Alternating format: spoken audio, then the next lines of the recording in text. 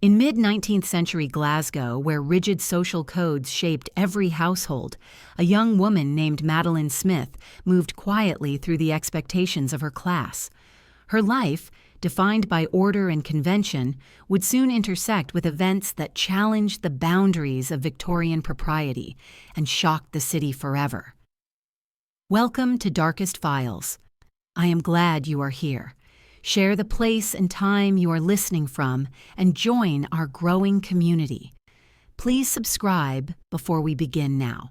The middle decades of the 19th century shaped Glasgow into a place of contrasts, where elegant drawing rooms stood only a short carriage ride from the growing industrial districts that fueled the city's prosperity.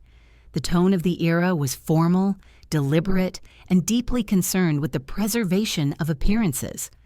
Within this environment, the Smith family occupied a secure and respectable place. Their home on Blitheswood Square overlooked orderly streets, well-kept gardens, and the daily routines of the rising Scottish middle class. Life in such a household followed predictable rhythms. The days moved with a measured pace, guided by social obligations, domestic expectations, and the strict moral codes that governed proper behavior. It was in this setting that Madeleine Smith spent her youth, surrounded by comfort yet constrained by the silent rules that shaped the lives of young women of her standing. Raised by parents who valued stability and propriety, she navigated a world that gave her little room for inward expression. Her education focused on the skills expected of a Victorian daughter: polite conversation, musical accomplishment, and a clear understanding of her responsibilities within a household that relied on structured discipline. What she thought privately, or how she interpreted the city outside her windows, remained largely unspoken. Glasgow itself seemed to echo this reserved character. The city was expanding with energy from trade and manufacturing, yet its respectable districts maintained a calm and polished surface. Neighbors greeted one another with predictably courteous gestures. Servants moved discreetly through back entrances. Carriages rolled across cobblestones at a pace that could appear serene when viewed from a comfortable window seat. These were the surroundings that shaped Madeleine's early years, offering comfort but also reinforcing the boundaries that governed her behavior. The Smith residence represented everything that middle-class families of the era hoped to embody. Orderly rooms reflected the discipline that defined the household. Meals followed consistent schedules. Guests were received with formality, and the expectations of social participation were clear even to young observers. Madeleine lived within these well-defined limits, observing how each member of the family contributed to the smooth functioning of the home. Her mother, a figure of quiet authority, supervised domestic affairs with experienced precision. Her father, respected in professional circles, ensured that the family remained securely positioned within Glasgow's social landscape. Their daughters, including Madeleine, were expected to uphold the family's reputation in every word, gesture, and public appearance. Despite the seeming tranquility of such a household, the era carried invisible pressures. The Victorian world placed significant emphasis on the appearance of female virtue. For a young woman, public behavior influenced not only her own future, but also the standing of her entire family. Expectations regarding courtship were especially rigid. Any interaction between an unmarried woman and a man required supervision or formal permission. Personal desires rarely shaped these arrangements. Instead, quiet compliance was considered an essential quality. In this environment, even minor deviations from custom could provoke concern. The balance between private thoughts and public duty was delicate, and many young women carried the weight of these expectations silently. As Madeleine advanced through her late teens, the routines of her life remained predictable. She attended social events deemed appropriate for her age. She improved her musical skills, maintained her appearance, and observed the behavior of other young women as carefully as they observed her. The world seemed fixed in place, offering a clear path toward an eventual marriage that would be approved by her family and supported by polite society. Yet beneath this predictable structure, subtle tensions existed. The contrast between the expectations placed on her and the private world of her thoughts created a quiet space where questions could form. These questions, often unspoken, might have reflected a desire for independence or a curiosity about the life beyond her family's carefully crafted environment. The city outside her home offered occasional glimpses of a broader world. Glasgow had become a place where people of different backgrounds crossed paths: students, merchants, clerks, laborers, and visitors from other countries moved through the same streets that respectable families traveled. This diversity was visible yet not directly accessible to someone in Madeleine's position. The boundaries of class and propriety separated her from many of the individuals who shaped the city's growing energy. That distance created a kind of quiet tension, not easily described, but ever present. It suggested that the world was larger than the narrow corridor provided to her by birth and upbringing. Life within the Smith household continued with reassuring steadiness. Mornings began with the familiar sounds of servants preparing the day. Afternoons were filled with scheduled activities, often guided by her mother's sense of proper development. Evenings brought moments of reflection as gas lamps illuminated polished furniture and cast soft shadows along the walls. From the outside, nothing appeared unusual. The family maintained its respected routines, and Madeleine fulfilled her expected role. The environment around her seemed fixed in its order, and the city's passing seasons brought change only in the color of the sky or the temperature of the air. Yet history often reveals that the most structured environments can conceal the beginnings of unexpected events. Within the Smith household, the small shifts that foreshadowed later developments were barely noticeable. Perhaps they appeared in Madeleine's quiet pauses during afternoon reading, or in the moments when she looked beyond the drawing room windows at the streets below. These subtle changes would have seemed insignificant at the time, lost in the rhythm of daily life. But they marked the earliest stages of a path that would eventually lead far beyond the comfortable confines of her family home into circumstances that neither she nor those around her could have anticipated. As the day settled into evening, the Smith residence took on the calm stillness characteristic of orderly Victorian homes. Lamps glowed softly behind decorative curtains. The faint sounds of the city drifted upward, softened by distance and filtered through layers of routine. It was in these quiet hours when the household momentarily rested that the contrast between stability and possibility seemed most pronounced. The surface remained peaceful, yet something beyond that surface awaited discovery. The shadows stretching across the polished floors suggested the presence of private worlds, untold thoughts, and future events silently gathering shape. This gentle descent into evening marked the point where Madeleine's story, shaped until now by predictable patterns, began to move toward developments that would challenge every assumption about her life. In the stillness of her family home, the stage was quietly set for the events that would soon draw public attention, legal scrutiny, and enduring historical interest. The slow closing of daylight over Blitheswood Square left an image of calm that belied the complex story waiting beneath its surface, a story that would eventually emerge to unsettle the city and create one of Scotland's most enduring true crime cases. As the shadows lengthened and the final light of the day slipped behind the ordered rooftops of Glasgow, an unspoken tension hovered, unnoticed by those who lived within the home. It was a soft indication that the private and public worlds of the Smith family would not remain separate for long, and that the stillness of this evening held within it the quiet prelude to a much different future. The letter resting on Madeleine's desk carried no obvious weight, yet its presence marked the beginning of a shift in her well-ordered life. In the quiet of the morning, when the Smith household had only begun to stir, such an object blended easily into the polished surfaces and disciplined routines of the home.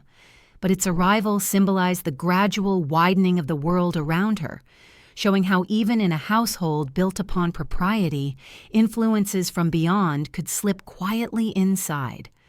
To understand the meaning that this letter would eventually hold, it is necessary to step further into the life that shaped her, the expectations that guided her days, and the unspoken pressures that surrounded every choice a young woman of her class could make. For nothing that later unfolded can be separated from the environment that prepared its foundation. Madeleine's upbringing reflected the common ideals of respectable Victorian families, yet each detail of that upbringing carried its own lasting influence. Her father's standing in the community afforded the family comfort and recognition. Their home stood as a declaration of success, maintained by servants who understood the strict lines of duty. This structure did not simply provide shelter, it shaped behavior, offering guidance through repetition and habit. Madeleine grew accustomed to moving through the rooms with a sense of expectation, aware that each gesture would be quietly observed by those around her. She was encouraged to cultivate grace, restraint, and a polished manner. These values formed a social language that governed her interactions, teaching her from childhood that reputation must always be protected. Her mother, accomplished in managing the household, enforced the rules gently but firmly. She believed that a daughter's future depended on discipline and the maintenance of appearances. Thus, Madeleine's days were filled with lessons suited to her gender and class. She practiced the piano, refined her handwriting, and learned the art of polite conversation. She read selected literature, always mindful that her interests should align with what was considered proper for a young woman. Within these lessons lay the suggestion that deviation from accepted paths carried risks. Stability was found through obedience, and acceptance through conformity. These values, impressed upon her from a young age, formed a delicate internal structure that would later strain under the pressures of conflicting desires.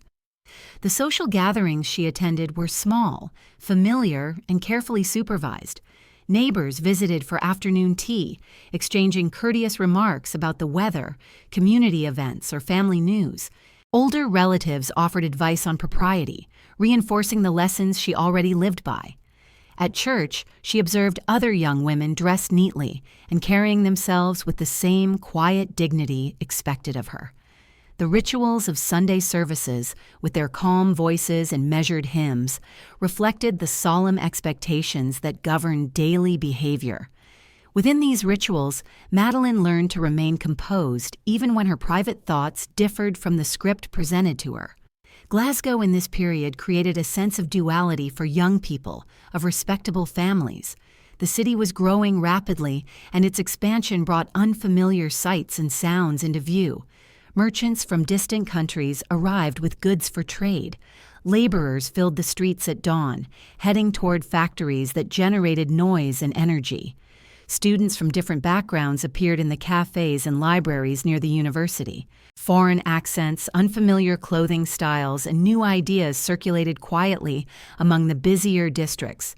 Madeleine observed these changes from a distance, aware of them, but rarely encouraged to explore them directly. The contrast between the vibrant city and the structured domestic sphere created a subtle longing, a sense that life extended beyond the confines of her daily path. Despite these limitations, moments of introspection appeared naturally during the quiet intervals of the day. The late mornings, when the house settled into its routine, offered a rare stillness. Madeleine sometimes paused near a window, observing the patterns of people passing below. She saw clerks moving with brisk determination, servants carrying parcels, and children playing in the far edge of the square. These moments were brief, yet they allowed her mind to drift beyond the expectations that shaped her. They revealed a world teeming with varied stories, each following a course different from her own. Over time, these observations formed a quiet accumulation of awareness, suggesting possibilities she had not yet named or understood. Her adolescence passed within this field of gentle structure and silent questioning. The guidance she received from adults emphasized responsibility and dignity, but it offered little space for emotional expression. The absence of open conversation about personal desires left many young women to navigate their feelings without the benefit of guidance. This silence formed a significant part of Madeleine's inner experience. Where curiosity and personal longing existed, they often had no spoken outlet. The Victorian emphasis on modesty encouraged restraint even in thought, leaving emotions to develop in private, shaped by imagination rather than dialogue. This internal space became especially relevant as she grew closer to adulthood. Prospects for marriage gradually became a topic of interest among families of similar standing. Mothers exchanged comments about suitable matches. Fathers evaluated potential alliances in terms of stability and social advancement. These discussions rarely included the personal inclinations of the young women involved. Marriage was often seen as a practical arrangement that ensured continuity for family traditions. To deviate from these expectations meant risking disapproval and unsettling the carefully balanced social order. Madeleine, aware of these expectations, watched these discussions unfold around her, knowing that her future would soon be directed by similar considerations. It was within this environment, quiet on the surface but filled with invisible pressures, that the arrival of a letter carried particular significance. Letters in Victorian Glasgow served as one of the few outlets for private expression. They allowed thoughts to unfold slowly, shaped by the rhythm of handwriting and reflection. For Madeleine, the act of receiving a letter was not unusual, yet certain letters could create a bridge between the controlled world of the household and the more unpredictable world beyond. The letter resting discreetly on her desk might have appeared ordinary, yet it represented a point where the boundaries of her upbringing would begin to shift. As the morning progressed, the Smith household moved into its familiar pattern. Servants tidied the rooms, polished the furniture, and prepared breakfast. The steady sequence of tasks maintained the sense of order that defined the family's identity. Outside, the sounds of horse hooves and carriage wheels blended into the ambient hum of the city. Children's voices rose faintly from the neighboring square. Nothing within these observations suggested that anything unusual was about to emerge. Still, the presence of the letter created a quiet focal point, an object holding potential for unexpected change. In time, the contents of that letter would form the beginning of a story that extended beyond the walls of the Smith home, linking Madeleine's life to events that would ripple through Glasgow and beyond. Yet at this early moment, the letter existed simply as an unopened message, resting silently amid the polished wood and soft morning light. Its significance remained hidden, waiting for the moment when it would be read, interpreted, and carried forward into decisions that would alter the course of her life. For now, it remained suspended between stillness and possibility, a small but distinct presence in a world that valued predictability above all else. As the morning settled into its calm rhythm, the house remained unaware of the subtle shift taking place. The gentle clatter from the kitchen, the subdued conversations of servants, and the steady footsteps echoing through the halls maintained the impression that each day would continue much like the last. But the letter on Madeleine's desk, seemingly insignificant, marked the start of a path leading away from certainty. It stood as a quiet threshold, waiting for the moment when it would open a doorway into a new and far more complicated chapter of her life. The unopened letter remained where it had been placed, its edges crisp against the polished surface of Madeleine's writing desk. Morning light reached it gradually, sliding across the room as the hours moved forward. This still, ordinary image would later be remembered as the quiet entrance of a figure whose life unfolded along paths far different from those of the Smiths. His name was Pierre-Émile Langelier, and although he came from another background, another social position, and another set of expectations, he would soon become inseparable from the private story forming in the margins of Madeleine's carefully arranged life. To understand how their paths converged and how the contents of that letter came to hold such lasting significance, one must first consider the world from which Langelier emerged and the social distance that separated him from the young woman who would soon be drawn into his orbit. Pierre-Émile Langelier arrived in Scotland from the Channel Islands, bringing with him aspirations shaped by circumstance rather than privilege. His early life lacked the structure and comfort that surrounded Madeleine. Instead of drawing rooms and supervised lessons, he became familiar with the uncertainties of seeking employment in unfamiliar cities. Glasgow, with its rapid industrial growth, offered opportunities to ambitious young men willing to work hard and adapt quickly. Langelier secured positions that required diligence more than refinement, first as a clerk and later as a warehouse assistant. He lived in modest lodgings, often shared with other boarders, where privacy was limited and daily life unfolded in narrow rooms that echoed with the movement of those trying to make their way in the bustling city. His world was shaped by necessity rather than custom. Meals were simple, routines unpredictable, and social interactions shaped by the demands of work rather than the expectations of propriety. He observed the upper classes from a respectful distance, understanding that their lives followed rules he had little reason to follow. Yet he also harbored ambitions, a desire to rise, to be recognized, and to secure a future more comfortable than the one he had known. Like many young men of the era who lived between modest beginnings and uncertain prospects, he carried within him a mixture of determination and vulnerability. This inner complexity formed part of the reason why correspondence appealed to him. Letters offered space for expression, the chance to shape a narrative of self that daily life did not always permit. The Glasgow that Langelier navigated differed sharply from the Glasgow that Madeleine observed. He moved through the crowded streets near his lodgings, where shopkeepers called out to customers and carts rattled along uneven stones. The air near the industrial districts carried the scent of machinery, coal, and damp weather. Boarding houses were clustered along streets where the lives of clerks, artisans, and laborers blended together in a constant flow of activity. The conversations he heard in these places were direct and practical, shaped by concerns about wages, work hours, and future prospects. Here, there were no drawing room performances of polite restraint. Instead, life was spoken plainly, without the refinements expected in the social circles that the Smiths inhabited.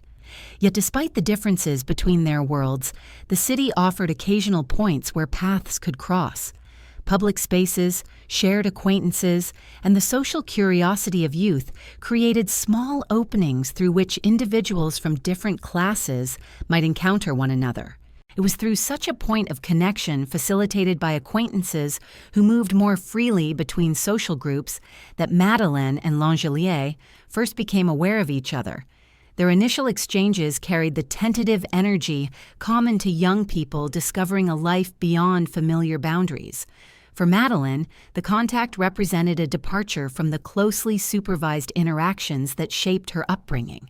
For Langelier, it presented an opportunity to enter a realm he had observed from afar, perhaps with equal parts admiration and ambition. Once their acquaintance began, letters became the primary link between their separate worlds. The act of writing allowed them to communicate in ways not possible through formal meetings. For Madeleine, the privacy of written words provided a rare space to express thoughts, unfiltered by her family's expectations. For Langelier, each letter allowed him to imagine a future in which affection overcame social distance. The written word held a power that neither fully recognized at the outset, forming a bridge between two young lives shaped by different forces. This growing correspondence remained unknown to the Smith household. Letters were folded and tucked away, hidden from view, preserved within Madeleine's personal space. She read them in quiet moments when the household's attention was directed elsewhere, and she responded with care, aware that secrecy was essential.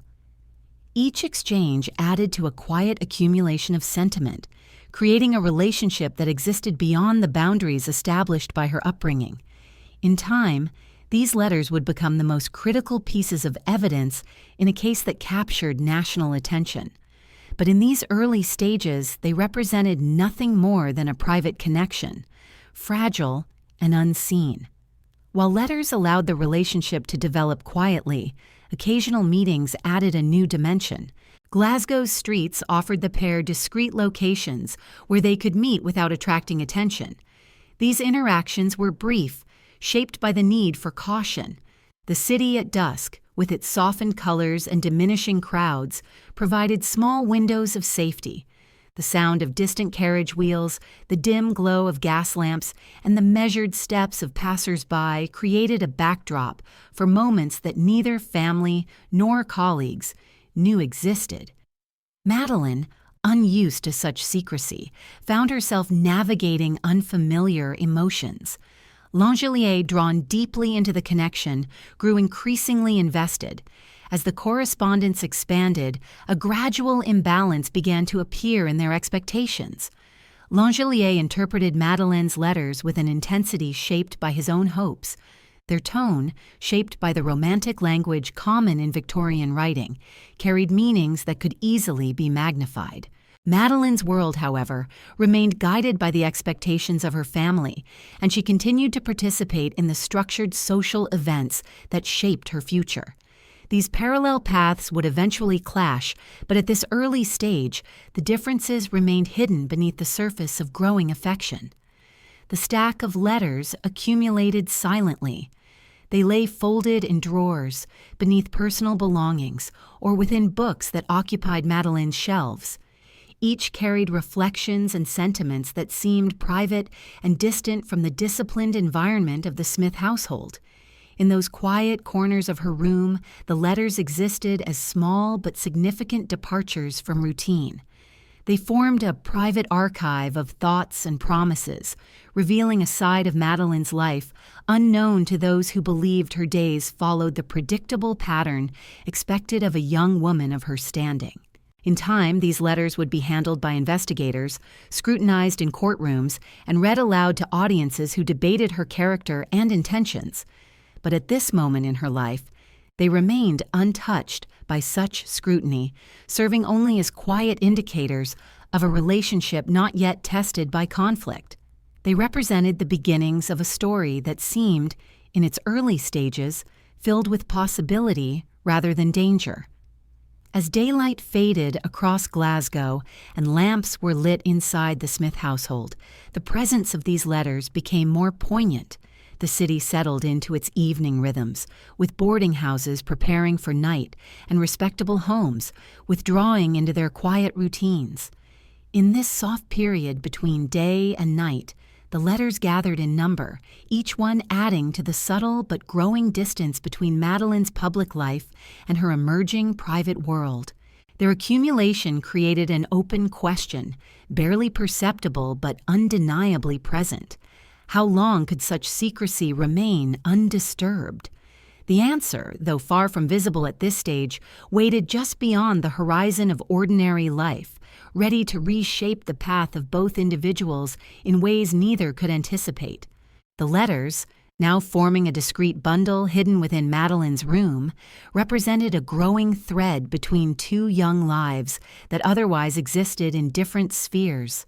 Their presence carried a private weight, yet outwardly nothing had changed within the orderly routines of the Smith household. The drawing rooms remained carefully tended, the meals served at regular hours, and the predictable rhythm of social visits continued uninterrupted. But in the quieter spaces of the day, Madeleine found herself returning to these folded pages, reading and rereading words that carried an emotional tone noticeably different from the restrained environment in which she had been raised. The letters served as a door to a world shaped not by propriety or expectation, but by the intimate expressions of someone who lived far beyond her usual circle. They formed a kind of bridge, though narrow and precarious, that began to draw her steadily toward a life outside the boundaries of her upbringing. The existence of this secret correspondence created opportunities for small but significant changes in her behavior. She became more aware of moments when she could slip away from the rhythmic choreographies of the household. The mornings after breakfast, when her mother attended to domestic affairs and her father focused on business matters, offered brief intervals of privacy. In these stolen, quiet hours, she unfolded new letters with anticipation, responding thoughtfully and sealing her replies with a mixture of excitement and apprehension. She remained cautious, conscious of the risk involved in maintaining such secrecy, yet she also found herself drawn to the emotional openness within the letters, something rarely available within the well-supervised boundaries of her social world. The next stage in their connection required more than written words. Their acquaintance deepened through discreet meetings, arranged with growing boldness. Glasgow, with its mixture of crowded streets and secluded corners, offered opportunities for private encounters that would escape the attention of watchful neighbors and household servants. These meetings took place at times of day, when respectable families remained indoors, allowing the pair to walk together under the quiet cover of dusk or early evening. For Madeleine, these moments were unfamiliar and tinged with nervousness, yet they also carried a sense of freedom she had never experienced. She stepped beyond the polished thresholds of Blithwood Square into streets filled with life that did not conform to the patterns of her upbringing. Langelier approached these meetings with eagerness, recognizing in them a chance to expand the connection he felt growing through their letters. His world had long been shaped by work, modest wages, and the constant effort to secure his future. This developing relationship offered something far different, the possibility of genuine affection, and perhaps even a route toward the social security he desired. In Madeleine, he saw not only a companion but also a link to a level of stability that seemed otherwise unattainable. His feelings, shaped by his hopes and circumstances, intensified quickly. He invested deeply in the idea of their bond, interpreting Madeleine's attention as a sign of lasting commitment. These meetings unfolded quietly. They walked through side streets softened by the glow of gas lamps, passing unnoticed among clerks returning home and laborers finishing their evening routines. Occasionally, they paused in sheltered corners where the sound of the city was reduced to a low hum. The encounters were brief, shaped by caution and the need to return before suspicions arose at home. Yet each meeting strengthened their connection and deepened the expectations forming within Langelier's mind. For Madeleine, the meetings carried a mixture of curiosity, affection, and uncertainty. She moved between two realities, the disciplined world of her family and the private, growing attachment she kept hidden from those closest to her. This dual existence began to create subtle tensions. Madeleine's upbringing had not prepared her for navigating emotions beyond polite admiration or socially sanctioned courtship. The relationship she cultivated with Langelier developed outside these boundaries, driven by secrecy and personal sentiment rather than parental guidance. These experiences stirred feelings she had not previously confronted, and she found herself balancing her desire for emotional connection with her ingrained loyalty to the expectations of her family. Every meeting required careful planning, every letter needed to be concealed, and every feeling had to be managed without the benefit of trusted counsel. As these encounters continued, the emotional imbalance between the two became more apparent. Langelier's letters grew increasingly expressive, revealing a depth of attachment shaped by his own needs and aspirations. He spoke of future possibilities with a confidence that sprang from the emotional investment he had made in the relationship. His interpretation of their meetings and correspondence suggested a long-term commitment, one that he believed would eventually lead to an acknowledged bond. This perspective placed an unspoken pressure on Madeleine, who did not fully share the certainty he expressed. The secrecy of their relationship created both intimacy and strain. Madeleine sensed the gravity of the connection deepening in ways that extended beyond her initial curiosity. She recognized in Langelier's letters a tone that hinted at expectations she might not be able to fulfill. Yet she continued to correspond and meet with him, drawn by the private world they had created together, even as she struggled to reconcile it with the structured identity her family expected her to uphold. The accumulation of their letters became a silent witness to the tensions rising between them. Each folded page carried traces of sentiment, uncertainty, and growing dependence. Together they formed a record of a relationship that had begun with quiet intrigue but was gradually shifting into territory marked by emotional commitment and potential conflict. The letters reflected the early stages of a story that neither fully understood, but which both continued to nourish through their frequent exchanges. Meanwhile, the Smith household remained unaware of the changes unfolding within Madeleine. The family continued its routines with the same measured calm that had defined their days for years. Guests were received with characteristic restraint. Her siblings engaged in their own pursuits. Her parents maintained their steady vigilance over the household's reputation. Within these familiar surroundings, Madeleine moved quietly between her obligations and her hidden personal life, maintaining the outward appearance of a young woman following the paths laid out before her. This careful balance allowed her to preserve the secrecy of her correspondence and meetings, though the emotional weight of this dual existence began to press upon her more noticeably with time. As the evenings unfolded across Glasgow, the streets that formed the backdrop for their meetings gradually became part of the geography of their relationship. The sound of footsteps echoing along the damp pavement, the dim glow of gas lamps reflecting on old stone buildings, and the faint scent of coal smoke in the air all contributed to a private realm they both inhabited during those moments. These sensory details would later fade into the background of a much larger, more tragic narrative, but at this stage they represented the quiet beginnings of a story marked by intimacy and secrecy. With each passing day, the boundary between Madeleine's public world and her private connection to Langelier grew thinner, though she did not yet recognize the full significance of this shift. The gentle accumulation of letters, the discreet meetings, and the growing emotional dependency created an environment in which the seeds of future conflict lay silently embedded.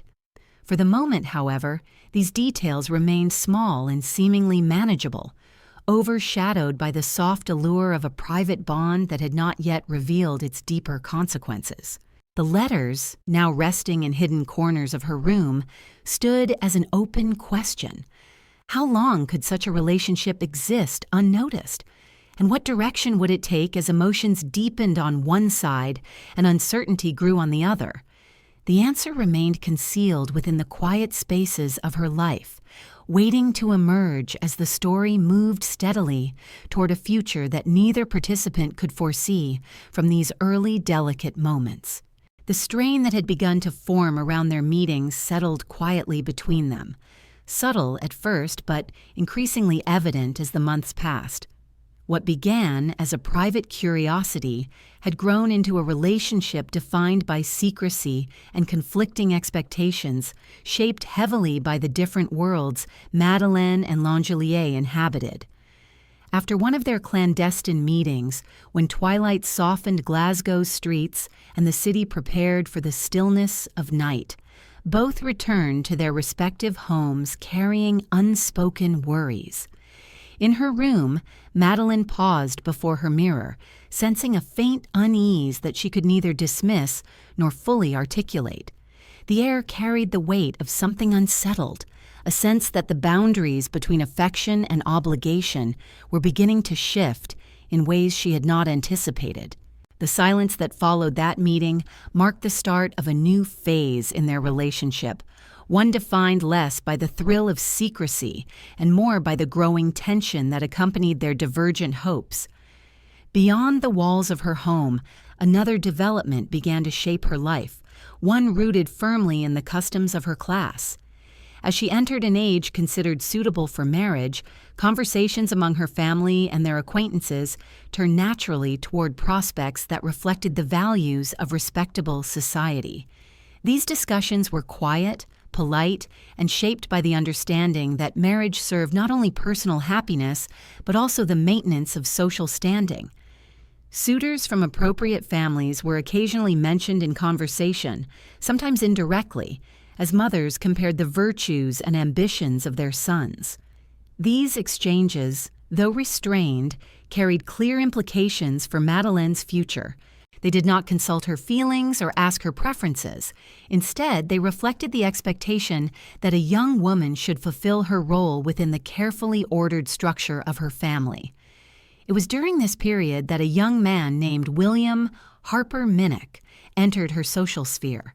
He was of suitable character and background, belonging to a family respected within Glasgow's professional circles. His manner was courteous, his prospects stable, and his reputation unmarred. Their initial introduction occurred during one of the carefully organized gatherings common among upper-middle-class families.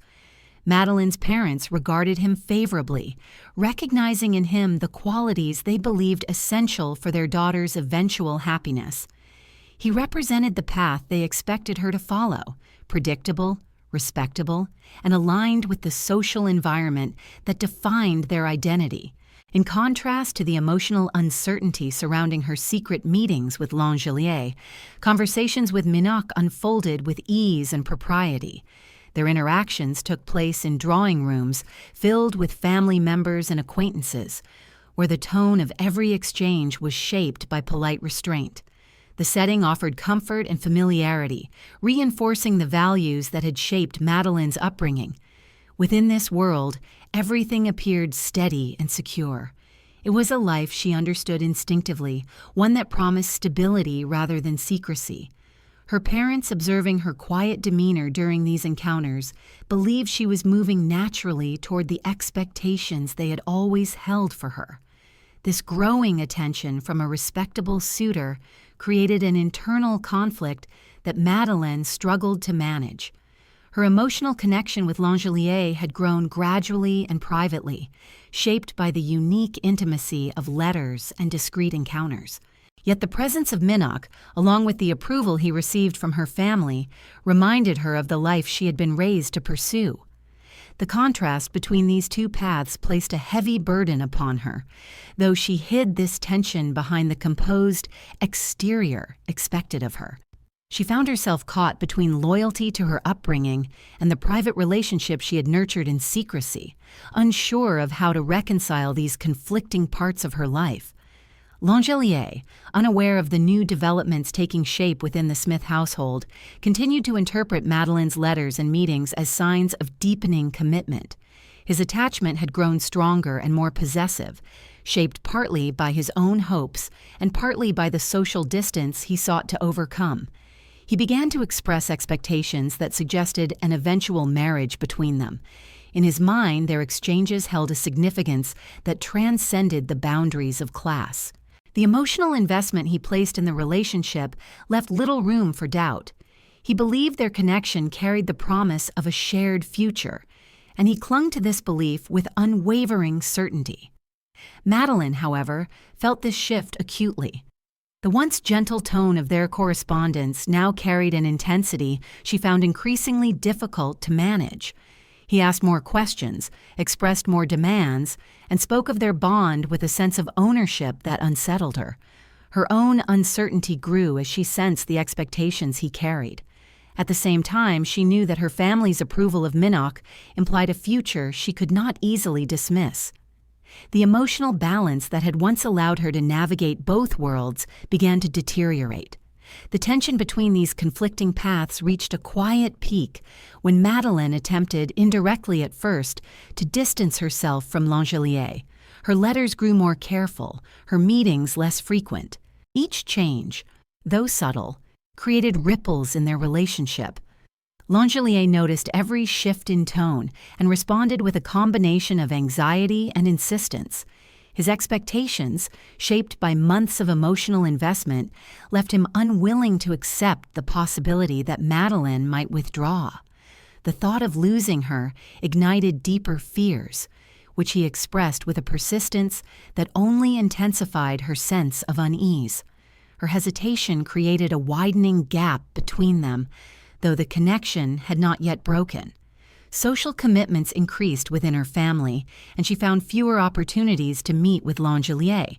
Meanwhile, the respectful attentions of Minnock continued, reinforced by parental approval. Each polite conversation with him reminded her of the stability expected of her, while each letter from Langelier reminded her of the secret life she had built, one that now began to feel unsustainable.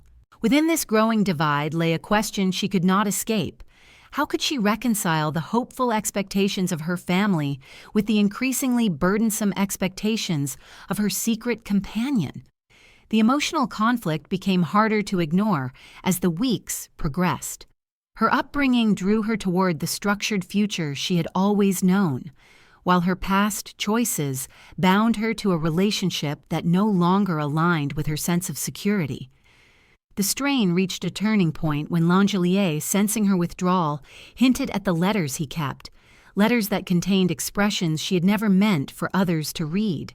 In an era where reputation served as the foundation of a woman's character, the existence of such private correspondence carried immense risk. His suggestions, subtle at first but unmistakable in their implication, revealed a leverage he was willing to hold over her. This moment marked a significant shift in their dynamic, transforming their relationship from a secret bond of affection into a fragile arrangement increasingly defined by pressure and fear. The letters that once symbolized intimacy now seemed to cast long shadows across her future. Their emotional tone, their secrecy, and the vulnerability they revealed placed Madeleine in a perilous position. She realized that the private world she had created could become a source of danger if exposed. This new awareness brought with it a growing sense of dread, though she still attempted to maintain calm outwardly. Her days continued with the same routines, but her thoughts now moved restlessly behind her composed exterior. As the evenings darkened earlier with the changing season, the city's streets seemed to reflect the growing tension in her life. The familiar sounds of Glasgow at dusk, the distant roll of carriage wheels, the faint hum of conversation, the quiet shift from daylight to lamplight, offered little comfort. She sensed that the balance she had maintained so carefully was soon to break. The once harmless questions of affection, secrecy, and belonging now converged into a single, unsettling uncertainty. The stage had been quietly set for events that would soon draw both individuals into a web of emotional struggle, social risk, and looming consequences. After the lingering silence of their most recent meeting, one question remained suspended, heavy and unresolved. What happens when the private promises of youth collide with the expectations of family and the demands of social propriety? The answer rested just beyond the horizon of their unfolding story, waiting to shape the next chapter of their lives in ways neither yet understood. The question that lingered after their strained meeting did not fade in the days that followed. Instead, it grew heavier, settling into the quiet spaces of Madeleine's thoughts as she tried to move through her routine with the appearance of calm. The household around her continued in its predictable rhythm, yet she felt increasingly separated from the familiar structure that had once offered comfort. In the drawing rooms where conversations unfolded with gentle formality, her mind wandered toward the unresolved tensions shaping her private life. Each polite exchange with visitors reminded her of the path her family expected her to follow, while each recollection of her letters to Langelier reminded her of the path she had already taken. This quiet internal struggle became the defining pattern of her days, though she concealed it behind the composed expression expected of her. Her relationship with Langelier, once sustained by affection and the thrill of secrecy, now felt weighed down by emotional complexity. She had begun to sense the imbalance growing between them. His letters, once a source of excitement, now demanded more than she felt able to give. He expressed increased anxiety about her feelings, questioned the changes in her tone, and interpreted her hesitation as a sign of distance or betrayal. His emotional dependence placed a strain upon her that softened her earlier sentiment and replaced it with uncertainty. She felt caught between the person she had been at the beginning of their correspondence and the person she was becoming under the pressures of conflicting expectations. This inner conflict deepened as she observed her parents' growing interest in securing a suitable match for her. Their confidence in her future suggested a sense of order and stability. But for Madeleine, these hopes only highlighted the dissonance between her public responsibilities and her private choices. She knew that the world her family envisioned did not leave room for the secrecy that now shadowed her life. The contrast between her upbringing and her present reality placed her in an increasingly difficult position, one she found harder to navigate as months passed. Gradually, she began to withdraw from Langelier. The decision did not arise from sudden resolve, but from a slow accumulation of anxieties and doubts. Her letters became shorter, their tone more reserved. She postponed meetings with polite excuses or unpredictable delays, seeking time to regain her sense of direction. The energy that had once driven her towards secrecy now pushed her away from further entanglement.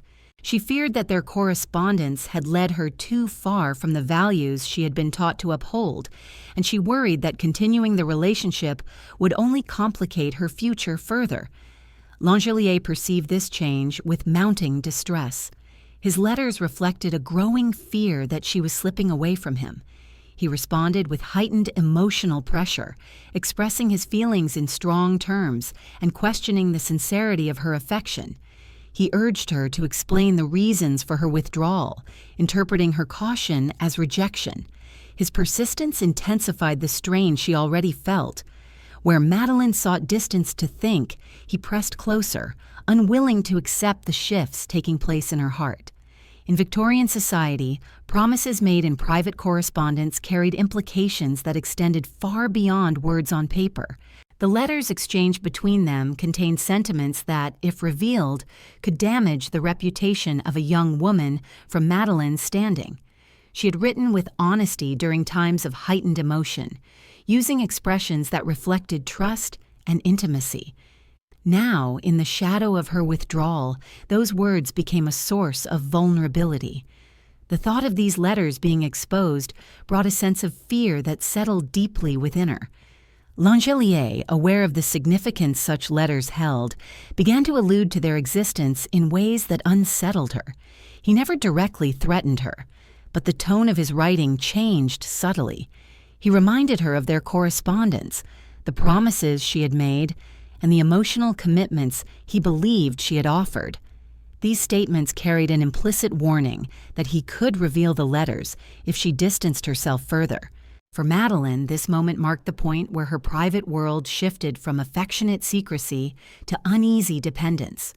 The letters that once symbolized connection now became the very thing that bound her to a relationship she no longer wished to continue.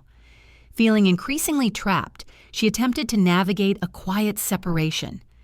She remained cautious in her letters, avoiding words that might encourage deeper commitment. She hoped that their relationship would fade naturally if she reduced her contact gradually. But Langelier's responses made this process nearly impossible. With each attempt she made to create distance, he moved emotionally closer, interpreting her reticence as a challenge rather than a quiet plea for space. His expectations grew heavier, overshadowing the gentle beginnings of their relationship and transforming it into something fraught with tension. At home, Madeleine's interaction with William Minnock continued to increase in visibility. Her family considered him a suitable prospect, and their approval contributed to the growing weight she felt regarding her decisions. Minnock's presence represented the life she had been raised to pursue, a life rooted in stability, respectability, and social acceptance. Each polite conversation with him, each shared moment under the supervision of her parents, reminded her of what she stood to risk if her correspondence with Langelier came to light. The threat to her reputation loomed heavier with each passing week. Her efforts to maintain outward composure became more challenging. She carried herself with the same dignity expected of her, but beneath that surface she felt increasingly overwhelmed. The internal divide between her obligations and her past choices deepened into a quiet turmoil. She wondered how long she could continue to hide the tension she carried, especially as her family's expectations grew more certain. The sense of being pulled in two directions created an emotional fatigue that affected every aspect of her daily life. Glasgow's winter approached, and the city's days shortened. The colder air and earlier darkness added to the sense of heaviness surrounding her situation. The streets she once walked during secret meetings now felt distant, overshadowed by the fear of what might happen if her relationship were exposed. Her private world became quieter and more strained, shaped by the conflicting forces of duty and secrecy. During this period, her final withdrawal from Langelier became more pronounced. She avoided arranging new meetings, citing social obligations or illness. Her letters grew infrequent, offering polite explanations but withholding emotional reassurance. She hoped he would accept the distance and allow the relationship to dissolve without further conflict. But instead of fading, his insistence intensified. He reminded her repeatedly of his devotion, of the promises they had shared, and of the letters he still held.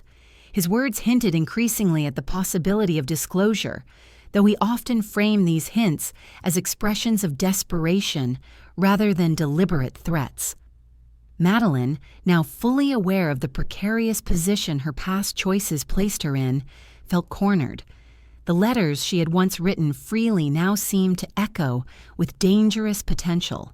She feared that any misstep might lead to their exposure, and with it the ruin of her reputation and her family's standing. This fear created a sense of urgency that moved quietly beneath her composed exterior.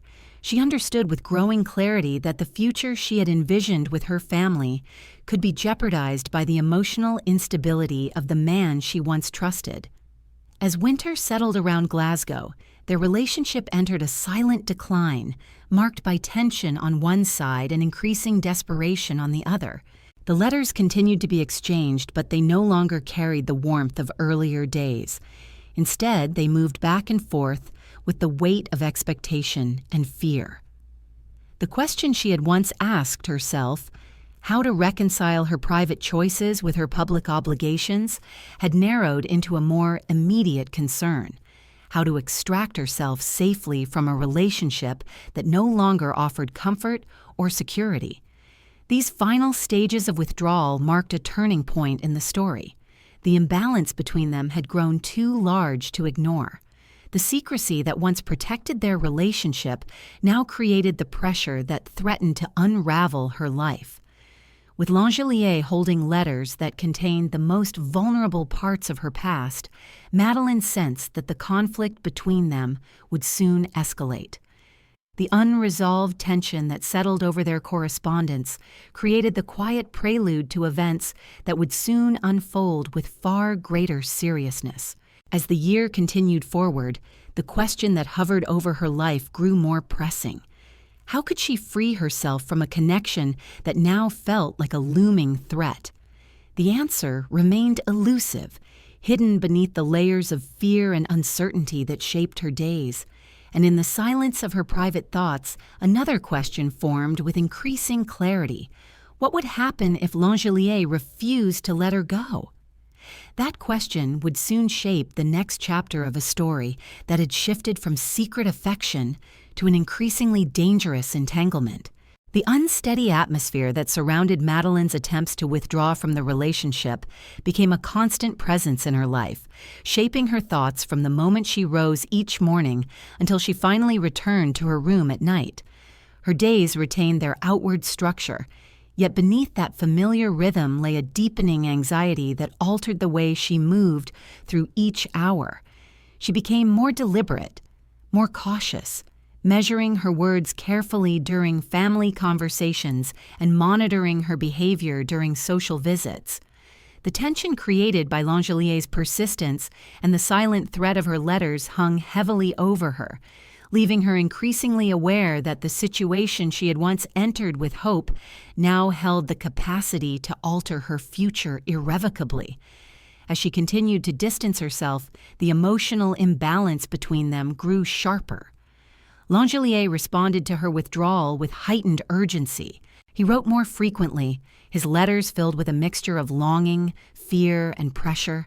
His tone shifted unpredictably, moving from expressions of devotion to hints of despair, and then to reminders of the promises he believed she had made. Each message reinforced the fact that he held the letters she had written during the height of their intimacy, letters that contained sentiments which could undermine her reputation in a society that placed immense value on female propriety. These letters formed the center of his emotional leverage, even if he never openly stated his intentions. For Madeleine, the situation now felt suffocating. The secrecy that had once added an element of excitement to their relationship now became a constraint that tightened with each passing week. She knew she could not confide in her family or close relatives. Victorian expectations demanded silence in matters of personal misjudgment, and any admission of impropriety, no matter how small, carried the risk of scandal. She found herself trapped between two forms of fear: the fear of revealing the truth and the fear of what Langelier might do if she continued to withdraw. It was during this period, when her internal pressure reached a quiet but persistent peak, that another element entered the unfolding narrative: arsenic. In 19th-century Britain, arsenic was a common household substance. It appeared in rat poisons, pesticides, dyes, and even certain cosmetic preparations. Its accessibility made it a familiar item at apothecaries and general shops, where customers could obtain it legally by signing a poison register and stating a reason for purchase. Yet despite how ordinary its availability seemed, arsenic held a darker reputation. Newspapers occasionally reported cases of accidental or deliberate poisoning, often describing the substance as both silent and deadly. Its presence in domestic life was tolerated, but handled with caution. Against this backdrop of ordinary familiarity, Madeleine made a series of purchases that would later become central to the historical record of the case. She obtained small quantities of arsenic from Glasgow chemists, signing her name in the poison registers with the explanation that she needed the substance to address a problem with mice or to whiten her complexion. These explanations were not unusual in themselves. Victorian women sometimes used diluted arsenic preparations for cosmetic purposes, believing the substance could brighten the skin. But the timing of her purchases placed them uncomfortably close to the period of her withdrawal from Langelier, creating a link that investigators would scrutinize with care. The process of purchasing arsenic involved a level of formality. Regulations required chemists to record customer information to prevent misuse, though enforcement varied. The buyer needed to provide a clear reason for needing the substance. Madeleine signed the registers using her own name, a fact that later contributed greatly to the attention her actions received. At the time, however, she seemed to treat the transactions as routine, offering explanations that fit within the accepted uses of arsenic. She returned to her household with the powders folded in paper packets, placing them among her belongings without raising concern from those around her. The presence of arsenic in her possession did not immediately carry a sinister meaning. Within the context of her daily life, the packets were simply small, pale powders, familiar in appearance and commonly used in households across Glasgow. The rituals of Victorian domestic maintenance normalized the presence of such items. Servants employed arsenic in pest control, and its inclusion in various cleaning agents was widely understood. Nothing about the appearance of the packets distinguished them from countless other household materials. Yet in Madeleine's private world, which was already burdened by emotional strain, these powders carried a weight that was invisible to the household around her. During this period, her correspondence with Langelier continued, but the tone of the exchanges grew sharper. He remained insistent in his expectations, questioning her distance and pressing her for renewed affection.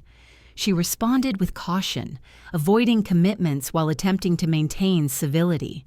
Her letters grew sparse, their sentiments measured. Each exchange reminded her of the unresolved instability of their situation, and each new letter he wrote reinforced the urgency pressing upon her. At the same time, her family's interest in advancing her relationship with Minnoch grew stronger, further highlighting the divide between her public life and the secret entanglement she wished to end.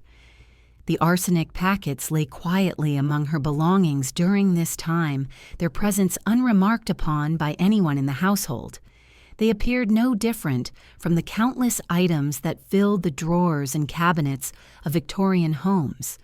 But in the later reconstruction of events, these packets would become symbols, objects of intense scrutiny that reflected the growing tension in her life. They represented a point where private emotional turmoil intersected with tangible action, marking the beginning of a chain of events that would soon draw the attention of police, physicians, and the public. As winter deepened, the emotional landscape between Madeleine and Langelier became increasingly volatile. He sensed her efforts to withdraw and responded with letters that carried heavier implications. His health, already delicate, appeared to falter under the stress he described in his writing. He complained of sleeplessness, digestive discomfort, and anxiety. These descriptions would later acquire a chilling relevance, but at the time they existed only as part of the emotional vocabulary that had begun to define his correspondence. Madeleine, meanwhile, struggled with the consequences of her choices. She attempted to focus on her daily duties, attending social gatherings, under her mother's guidance, and engaging with guests in the manner expected of her. Yet beneath these activities lay a persistent sense of dread. She knew the letters she had written to Langelier could be used against her, and she understood that her reputation and possibly her future depended on preventing such disclosure. The fear of scandal worked constantly upon her thoughts, coloring her perceptions of every interaction and every decision. The arsenic, tucked away among her belongings, seemed to wait silently for its role in the unfolding narrative. Whether it represented an attempt to manage personal concerns, a misguided effort to regain control, or something else entirely, remains part of the historical uncertainty that surrounds this case. But its presence marked a shift in the material realities of Madeleine's life. It introduced an element of physical danger into a story that had, until then, been defined primarily by emotional strain and social risk. As the year moved forward, the growing tension surrounding the relationship created the fragile prelude to the events that would soon follow. The emotional complexity that had once lingered quietly beneath the surface now took form through tangible actions, written words, and dangerous substances. The question that hovered over the narrative, what would happen if Langelier refused to release his hold on her, now intertwined with another, more unsettling possibility. What role would the arsenic come to play in the darkening path that lay ahead? These silent threads of secrecy, fear, and chemical potential wove together to form the next stage of a narrative that had already moved far beyond its beginnings. And as the packets of arsenic rested quietly, nearly forgotten for the moment, they contributed an eerie stillness to the story, an unspoken tension waiting to unfold. The paper packets of arsenic, resting quietly among Madeleine's belongings, represented a turning point that had not yet fully revealed itself. Their presence was easy to overlook amid the flurry of letters, household routines, and social obligations. They lay still and silent, lacking any outward signal of the role they would later come to occupy in the narrative. But as winter settled heavily over Glasgow and the tension between Madeleine and Langelier reached its most fragile stage, these powders began to form part of the dark undercurrent that shaped the next sequence of events. The emotional strain between them, once contained within letters and secret meetings, would soon manifest in physical symptoms that drew the attention of those around him. These symptoms, gradual and steadily worsening, marked the beginning of a period defined by confusion, uncertainty, and deepening concern. It was during the early months of 1857 that Langelier first experienced a sudden and severe bout of illness. His health, though never particularly robust, had not previously raised significant alarm. He lived in modest lodgings, ate simple meals, and worked diligently, often without complaint. But one evening, after returning to his room following a period of heightened emotional distress, he fell abruptly ill. The symptoms arrived with little warning. Intense pain gripped his stomach, accompanied by violent vomiting that left him weak and disoriented. The attack continued through the night, leaving him barely able to rise from his bed the next morning. His fellow boarders observed his condition with concern, noting the pallor of his complexion and the unusual severity of his symptoms. Medical understanding in this period was limited, shaped largely by observation rather than by the advanced scientific methods that would develop decades later. Physicians relied heavily on patient descriptions and their own clinical experience. When Langelier sought help for his sudden illness, the doctors who examined him offered explanations that reflected the diagnostic uncertainties of the time. They suggested he might be suffering from a severe digestive disturbance or the effects of spoiled food. Dietary issues were common in boarding house environments, where meals were prepared quickly and with varying degrees of care. Thus, the initial interpretation of his illness aligned with expectations, and no suggestion of poisoning emerged during these early evaluations. Yet the intensity of his symptoms left a deep impression on him. In his letters, he described the pain and sickness with dramatic detail, attributing the severity of his condition to emotional strain and anxiety. He connected his physical decline to the stress he felt over Madeleine's withdrawal, interpreting his illness through the lens of personal turmoil rather than through suspicion of any external cause. His words reflected a man overwhelmed by emotion, who believed that his physical state mirrored the instability of his relationship. These letters, later preserved as part of the case record, offered a glimpse into the emotional landscape through which he navigated his increasing weakness. After several days of rest, the symptoms gradually decreased. He regained some strength and attempted to resume his normal routines, though he remained fatigued. The improvement offered temporary relief to those around him, but the memory of the attack lingered uneasily in his mind. His correspondence during this period showed a man oscillating between gratitude for recovery and fear that another episode might occur. He attributed his brief convalescence to personal resilience and emotional endurance, unaware that his condition was part of a pattern that would soon repeat with striking similarity. It was not long before a second, more severe episode struck. This attack unfolded with alarming speed, mirroring the symptoms of the first, but with greater intensity. Once again, violent vomiting and unbearable stomach pain overcame him. He described sensations of burning, weakness, and deep trembling. His fellow boarders found him collapsed, struggling to breathe steadily. When a doctor arrived, the physician noted that the symptoms suggested a violent irritant affecting the stomach and digestive system. The diagnosis offered remained cautious, but the severity of the attack left those present with a feeling that something more than simple indigestion was taking place. Despite the gravity of his illness, Victorian medical practice had limited means of identifying toxic substances within a living patient. Chemical analysis of bodily fluids was in its infancy, and doctors relied more on their own judgment than on laboratory confirmation. Thus, although the symptoms aligned closely with classic signs of arsenic poisoning, the connection remained unrecognized by those treating him. No suspicion of deliberate poisoning surfaced in these early moments, and no inquiry was made into his recent meals or interactions. The absence of forensic certainty allowed his condition to be interpreted through the broader lens of common illness, reinforcing the assumption that his suffering might be attributed to diet or emotional distress.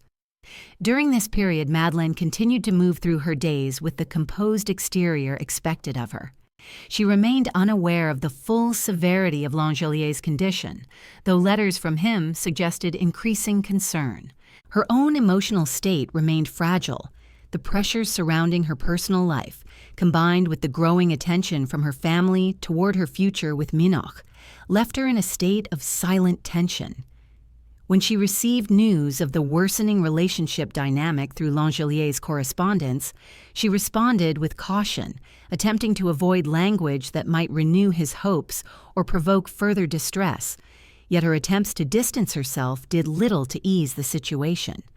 Langelier interpreted her measured tone as confirmation that she was slipping away, and he reacted with deeper emotional anguish. His letters during this period revealed a man in significant psychological distress, whose declining physical health intensified his fear of losing the relationship. He described sleepless nights, trembling weakness, and the torment of believing that Madeleine's affection had diminished.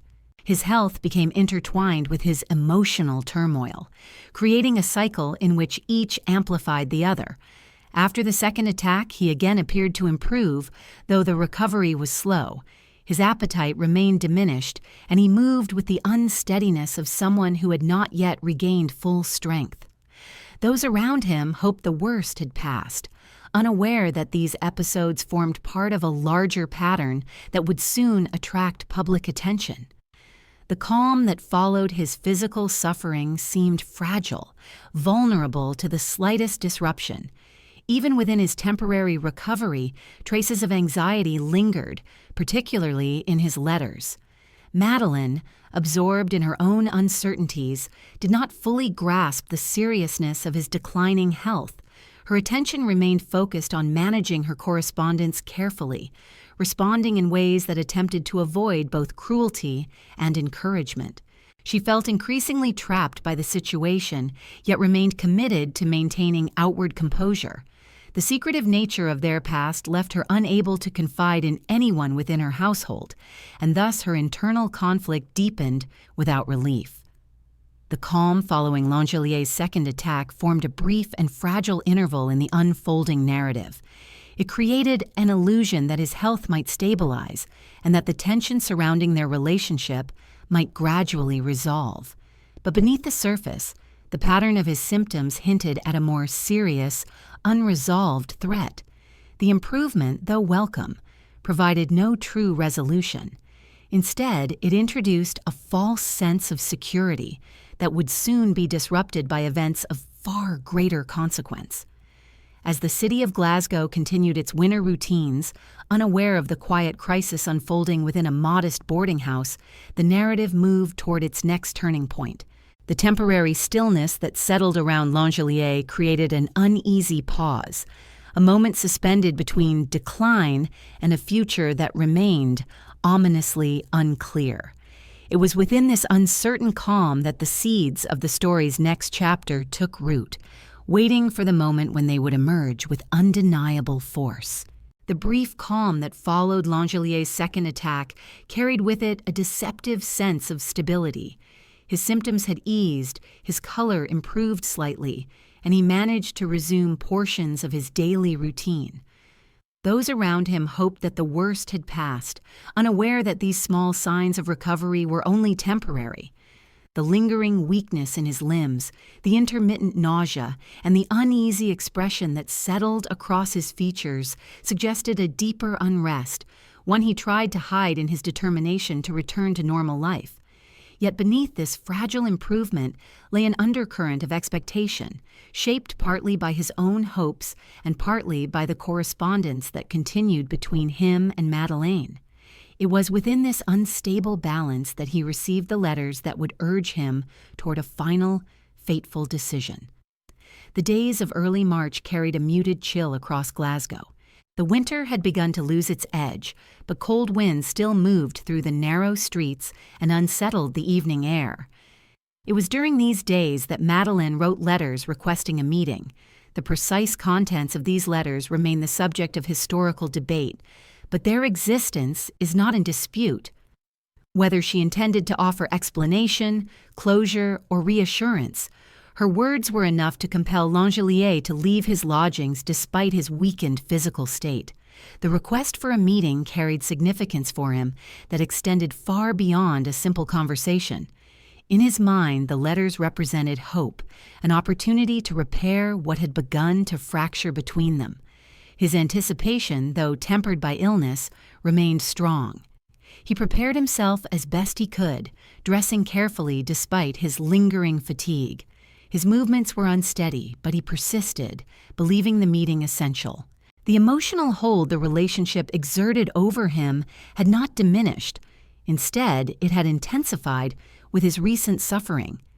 He saw in Madeleine's request a chance to restore the connection he feared was slipping away. His determination to meet her overpowered the physical warnings his body attempted to give him. Meanwhile, in the Smith household, preparations for social engagements continued without interruption. The city's winter season brought a steady flow of gatherings, dinners, and carefully planned visits, reinforcing the rhythm of respectability that shaped the family's public life. Madeleine moved through these duties with controlled composure, participating at her mother's side, offering polite conversation to guests, and adhering to the expectations that had guided her from childhood. Yet beneath her calm demeanor lay a growing sense of unease. Her request for a meeting had committed her to a course she could no longer avoid. Whether she intended to clarify her position or offer a final separation, the impending encounter carried weight she felt acutely. As the day of the planned meeting approached, the weather remained unsettled. Low clouds covered the sky, and the streets glistened with the dampness left by intermittent rain. Evening arrived early, casting the city into the muted tones of twilight. Gas lamps flickered to life, illuminating the pavements with a soft glow that reflected off the wet stone. It was in this dim, shifting light that Langelier prepared to leave his lodging house in the West End. He moved slowly down the staircase, steadying himself against the railing as he descended. His landlady, who had observed his illness closely, noted his weakness and expressed concern. He assured her he would not be long. Once outside, the cold air struck him with unexpected sharpness. He hesitated, gathering his strength before beginning the journey toward Blitheswood Square, where he believed Madeleine would meet him. The walk, though familiar, now challenged him with each step. His breathing became shallow, and his pace slowed, but he pressed forward, driven by the emotional urgency that overshadowed his physical discomfort. The city around him carried on its evening routine. Carriages passed at intervals, their wheels sending up small sprays of water from the damp street. Distant voices drifted from taverns, and shop windows glowed faintly as owners prepared to close for the night. The path toward Blitheswood Square, though not long, became an arduous journey for a man still recovering from severe illness. As he moved through the streets, the wind carried a chill that slipped easily through his coat. His determination remained unbroken, yet the strain on his body deepened. Residents returning home observed him passing slowly, head lowered slightly, as though focused on the effort of maintaining each step. To them he appeared merely fatigued, a common sight in a city shaped by long hours of labor. None could have guessed the significance of his movements that evening. When he reached the vicinity of the square, he paused near the familiar row of townhouses. The lamps lining the street cast long shadows across the pavement, creating pockets of darkness between the stretches of dim light. He looked toward the quiet facades of the homes, hoping for a signal of some kind. The square was calm, almost deserted, its gardens unmoving in the still air. The windows of the Smith residence glowed faintly behind drawn curtains. He waited, watching for movement or a sign that Madeleine might be near. No one emerged. No carriage arrived bearing a visitor. No message reached him. After some minutes, perhaps longer, he moved a little further along the street, searching for another vantage point from which he might see her approach. His anticipation began to fade into confusion, and confusion into disappointment. The cold settled deeper into his bones. His fatigue increased, yet he lingered, unwilling to leave without confirmation that the meeting had truly been missed. The stillness of the square offered no answers. Only the soft echo of distant carriage wheels and the faint rustling of winter branches broke the silence. Eventually, his strength diminished to the point where he could no longer remain. Reluctantly, he turned back toward his lodging house, moving slowly and with considerable effort. The night pressed heavily around him, and by the time he reached his residence, he was visibly weakened. His landlady noted his distress as he entered, remarking later that he appeared worse than when he had left. She urged him to rest, and he attempted to comply, retiring to his room with exhaustion overtaking him. The door closed softly behind him, marking the end of his fruitless journey. In the quiet of the boarding house, where other residents had begun to settle into their evening routines, his footsteps faded into silence. He placed his coat aside and attempted to steady himself, but the strain of the journey, combined with his fragile condition, had taken a toll that could not be easily undone. He soon collapsed into bed, unaware that the night ahead would become one of the most critical in the unfolding story. As the lamplight dimmed in the hallways and the building grew still, a question hung unspoken in the air. What had happened during those last hours, and what would follow from the strain of his final attempt to meet her? The answer remained hidden in the quiet shadows of the boarding house, waiting for the moment when it would emerge with undeniable clarity. The door to Langelier's room closed with a muted click, leaving him alone in the dim light of the boarding house. The modest space, with its narrow bed, small writing desk, and single flickering lamp, felt unusually cold as he lowered himself onto the mattress. The disappointment of the missed meeting weighed heavily on him, intensifying the fatigue that had already stripped him of strength. For a moment he attempted to steady his breathing, hoping rest would quiet the ache spreading through his abdomen. But even as he closed his eyes, a sharp wave of pain surged through him, stronger than anything he had felt earlier. It forced him to double over, gripping the edge of the bed as his body shuddered with involuntary spasms. This attack struck with alarming suddenness, banishing whatever sense of recovery had existed in the hours before. Within minutes, the violent retching returned. His stomach convulsed repeatedly, expelling what little food he had managed to take earlier in the day. Cold sweat formed along his forehead and temples, and his limbs trembled uncontrollably. The pain radiated upward from his abdomen in searing waves, leaving him unable to lie still. He rose unsteadily, staggered toward the small wash basin in the corner of the room, and collapsed beside it as another bout of vomiting overtook him. The sounds of his suffering filtered faintly through the walls, but the boarding house residents, accustomed to the disturbances of communal living, did not yet realize the severity of the situation. As the attack continued, Langelier struggled to draw breath between the spasms. The room tilted around him, the lamp's dim glow blurring into streaks of unsteady light. The bitter taste of bile filled his mouth. A deep burning sensation developed inside him, spreading from his stomach up into his chest. He gasped for air, gripping the side of the washstand in an attempt to anchor himself against the overwhelming pain. Each movement felt more difficult than the last, each breath more labored. For a moment he tried to stand, perhaps intending to call for help, but his strength failed him, and he sank back to the floor, trembling violently as the attack intensified. Eventually, the sounds emanating from his room grew too loud to ignore. His landlady, concerned by the prolonged and disturbing noises, approached the door and knocked. Receiving only pained groans in response, she entered cautiously. The sight that met her was alarming. Langelier lay crumpled near the wash basin, his skin pale, his hair dampened with perspiration, and his frame spasming with each wave of pain. She called for assistance, and other boarders rushed into the room, helping lift him back onto the bed. His eyes fluttered open briefly, filled with distress and confusion, but he could not form coherent speech. Recognizing the seriousness of his condition, the landlady sent for a physician. The messenger hurried into the night, navigating the cold and dimly lit streets to locate a doctor who could attend to the emergency. When the physician arrived, roused from his evening rest, he examined Langelier with growing concern. The symptoms were unmistakably severe: persistent vomiting, acute abdominal pain, extreme weakness, and signs of systemic collapse.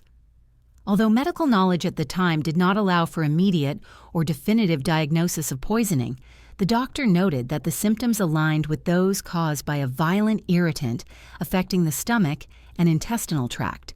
He could offer little relief beyond small measures intended to soothe the stomach and ease the spasms, though none of these interventions produced meaningful improvement. Hours passed in agonizing progression. The attack did not ease. Instead, it grew more intense. The physician remained at his bedside, observing as the illness overwhelmed the young man. Langelier drifted in and out of consciousness, sometimes whispering incoherent phrases, sometimes writhing with pain, and sometimes lying still in exhausted silence. The landlady and boarders attempted to assist where they could, placing cloths on his forehead, offering sips of water he could not keep down, and adjusting the blankets that he kicked away during spasms. The scene, lit by the dim glow of lamps, took on a somber immediacy, as though the room itself seemed aware of the life slipping rapidly toward danger. As dawn approached, the first rumors of his condition reached those in the surrounding houses. The boarding community, though accustomed to daily hardships, recognized the gravity of such an illness. Some whispered about foodborne sickness, others about the emotional strain he had evidently been under. No one mentioned poison aloud, though a few, observing the violence of his symptoms, exchanged uneasy glances. The physician, though aware of the possibility, lacked the evidence needed to draw firm conclusions. The tools of forensic science were still limited, and the practice of chemical testing for poisons had not yet become a standard part of medical protocol during illness. Shortly after sunrise, his condition approached its final stage. His breathing became shallow, each breath separated by long, trembling pauses. His eyes remained half open, clouded, and unfocused. The spasms slowed, replaced by a profound weakness that left him barely able to move. The physician, recognizing the signs of impending death, remained close, offering what comfort he could in the final moments. A quiet solemnity settled over the room. The landlady stood at the foot of the bed, her face drawn with concern and sadness. Boarders gathered silently near the doorway, their presence a humble acknowledgement of the gravity of what they were witnessing. In these early hours of the morning, after a long night of suffering, Pierre-Émile Langelier took his final breath. The room fell entirely still. For a moment, no one spoke. The reality of his death settled gradually, shaping the atmosphere with the unmistakable weight of finality. The physician, though unsurprised, noted the unusual nature of the symptoms and the sudden severity of the decline. Without answers, he could offer only an initial report based on observation, leaving further understanding to the inquiries that would undoubtedly follow. With the passing of Langelier, the narrative moved abruptly from secrecy and emotional turmoil into a realm of public concern and formal investigation. His belongings were gathered, his letters organized for examination, and the circumstances surrounding his final days questioned by those who had witnessed the progression of his illness. The young man who had hoped for reconciliation only hours earlier had died under mysterious conditions, leaving behind a trail of letters, personal sentiments, and unanswered questions. Outside, the early light spread slowly across Glasgow. The quiet streets, unaware of the events that had unfolded in a modest boarding house, began their daily routines. Carriages moved along the damp cobblestones, shopkeepers prepared to open their doors, and residents stepped cautiously into the cool morning air. Yet within the room where Langelier had spent his final hours, the silence remained heavy, carrying with it the unmistakable signal that a simple story of private affection had evolved into something far more complex and troubling. In the hours that followed his death, a single question emerged with growing insistence among those who had witnessed his suffering. What had caused the violent illness that claimed his life? The answer, though not yet known, rested quietly in the shadows of his room, waiting for the investigation that would soon reveal its troubling contours. The stillness that followed Langelier's death lingered only briefly before the boarding house descended into a subdued flurry of activity. Word traveled quickly through the narrow corridors, carried in hushed tones as residents gathered their thoughts about the night they had witnessed. The landlady, though shaken, understood her responsibility. A sudden and violent death, especially one preceded by severe and unexplained illness, required formal reporting.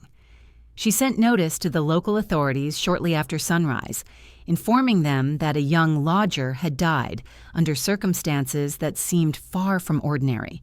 Her message drew the attention of officials who, accustomed to the varied hardships of urban life, nonetheless treated any unexplained death with a degree of caution.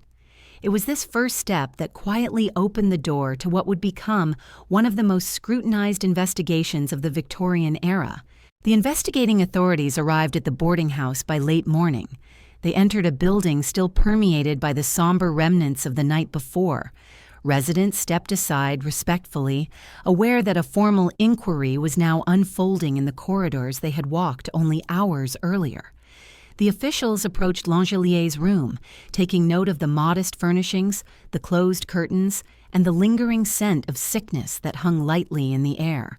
The body, still lying in the position where the physician had witnessed his final moments, was examined with careful attention. Though the tools of forensic medicine were limited in this era, experienced investigators relied heavily on clear physical indicators. The pale complexion, the tightened features, and the remnants of violent convulsions on the bedding suggested acute internal distress. The landlady recounted the events of the night with earnest precision. She described his sudden illness, his collapse near the wash basin, his repeated vomiting, and the desperate attempts to relieve his suffering. The physician who had attended him provided his own observations, noting the severe gastrointestinal symptoms, the uncontrollable spasms, and the absence of any clear cause attributable to ordinary ailments. Though he hesitated to draw conclusions, he acknowledged that the symptoms were consistent with exposure to a potent irritant, an acknowledgement that captured the investigators' immediate interest. Following customary procedure, the authorities ordered that the body be transported to the office of the city's medical examiner for a post-mortem examination. In 19th-century Scotland, autopsies in suspicious deaths served as essential tools for identifying causes that might otherwise remain hidden. Though chemical toxicology was still developing, tests for certain poisons, especially arsenic, were becoming increasingly reliable. As preparations began for the post-mortem, investigators turned their attention to the young man's personal belongings. His room offered a quiet glimpse into his final weeks. Clothing folded neatly in drawers, a small diary, several letters, and personal effects arranged with a sense of order that suggested he had not anticipated his sudden demise. The letters drew immediate interest. They were not scattered loosely, but gathered with deliberate care, stored in a drawer where he had evidently placed them for safekeeping. These letters, many written in a delicate and recognizably feminine hand, offered the first direct clue that an intimate relationship had played a significant role in his life. Investigators who read them noticed references to private meetings, expressions of affection, and occasional tensions that hinted at emotional instability. The name appearing repeatedly in the correspondence, Madeleine Smith, was one of considerable weight within Glasgow's social circles. Her family's position was well known, and the tone of the letters suggested a relationship that had remained hidden from public view. The presence of these letters immediately expanded the scope of the investigation. They revealed a world beyond the boarding house, a world of private exchanges and clandestine encounters that could not be ignored. As the officials continued examining the documents, they found language that indicated an intimate bond between the young woman and the deceased, a bond that had included promises, anxieties, and unspoken fears. The correspondence grew increasingly strained in the months leading to Langelier's death, with references to emotional turmoil and concerns that suggested the relationship had become unstable. More importantly, some of the letters hinted at a recent meeting that had not taken place, an attempted rendezvous that aligned with the timeline of his final journey into the cold night. While investigators studied the letters, the medical examiner conducted the post-mortem examination. The body, examined with meticulous care, revealed further signs of violent internal distress. The lining of the stomach showed evidence of severe inflammation, and the intestines bore similar marks. These observations alone suggested poisoning, but the medical examiner proceeded with chemical tests to confirm the presence of any toxic substances. Victorian toxicology relied primarily on the Marsh test for arsenic, a method developed earlier in the century that allowed for the detection of even small quantities of the substance through chemical reaction and visible residue. The results were striking. The post-mortem analysis detected a clear and substantial presence of arsenic within the digestive system. This finding transformed the case immediately. What had appeared to be an unexplained illness now became a suspected poisoning. The investigators, already intrigued by the letters and the references to secret meetings, now faced a case that demanded careful and thorough inquiry. Poisoning deaths in Victorian Scotland carried significant public interest, as arsenic was both accessible and feared. Its reputation as a silent poison placed it at the center of many legal and moral debates. The confirmation of arsenic within Langellier's body placed his death squarely within the realm of criminal investigation. With the cause of death established, the focus shifted to identifying possible motives and suspects. The letters suggested a strained romantic relationship, creating a natural starting point. Investigators noted that the final letters indicated Madeleine had attempted to arrange meetings shortly before his death. They also observed references to emotional distancing and hints of conflict, but the most significant finding came when they learned of her recent purchases from local chemists. The poison registers, meticulously maintained by law, showed her signature beside entries for arsenic during the weeks leading up to Langellier's final illness. These records, combined with the evidence of poisoning, created a powerful link between her actions and his death. News of the investigation spread quickly through Glasgow. Rumors circulated in drawing rooms, cafes, and shops. The contrast between the social positions of Madeleine and Langellier heightened public interest. A young woman from a respected family seemed an unlikely figure at the center of a poisoning inquiry, and yet the evidence compelled authorities to pursue the case with methodical determination. Meanwhile, the Smith household, unaware of the full scope of the unfolding events, continued its routines until the investigators arrived at their door. As officers approached the residence on Blitheswood Square, the quiet order of Madeleine's world prepared to collide with the growing weight of the evidence. Questions needed answers. The nature of her relationship with the deceased, the reason for her arsenic purchases, and the details surrounding the alleged meeting that had drawn him into the night. These inquiries marked the next stage of a story that had moved rapidly from private affection to sudden death, and now to the threshold of formal suspicion. In the stillness following the investigators' departure from the boarding house, one detail lingered in the minds of all who had witnessed the post-mortem findings: the unmistakable presence of arsenic. It raised a question that could not be ignored and would shape every step that followed. How had the poison entered his body, and who had placed it there? The answer, investigators believed, lay behind the closing doors of the Smith residence, where the next chapter of the inquiry was about to begin. The investigators' arrival at the Smith residence marked a decisive shift in the tone of the case. Until this moment, the story had unfolded largely within the modest surroundings of a boarding house, shaped by letters, illness, and private suffering. Now, the inquiry entered a world of respectability and social expectation, a world where the appearance of propriety mattered as deeply as truth. Blitheswood Square, with its carefully maintained facades and tree-lined pathways, represented the stability of Glasgow's growing middle class. The Smith home stood among its neighbors as a symbol of order and refinement, and the quiet dignity of its exterior contrasted sharply with the troubling questions that had brought investigators to its door.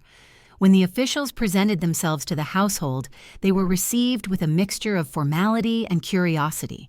The Smith family had not yet been informed of the specifics of the investigation, though rumors of a sudden death elsewhere in the city had begun to circulate in local conversation.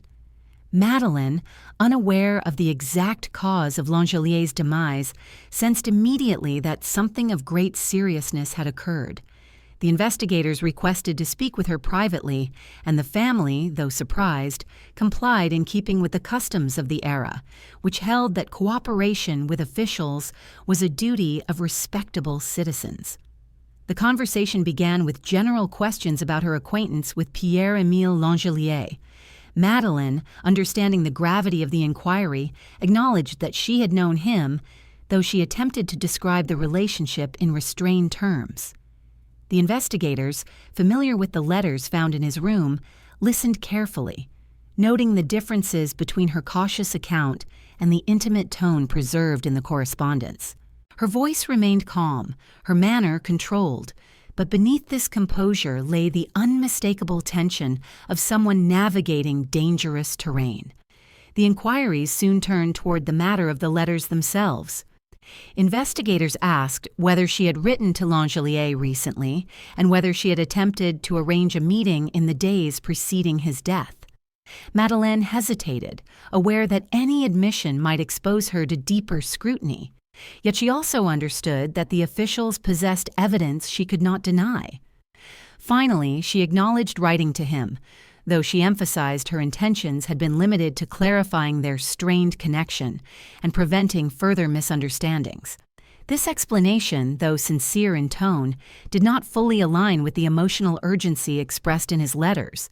The discrepancy formed another thread that investigators noted for later examination.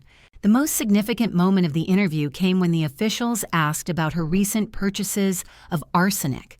They produced the poison registers, bearing her signature, which documented multiple transactions from local chemists. Each entry included the reason she had provided: requests for arsenic to address issues with mice or for cosmetic purposes.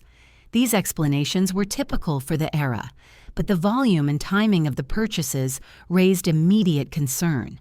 At first, Madeleine affirmed the statements she had given at the chemist's.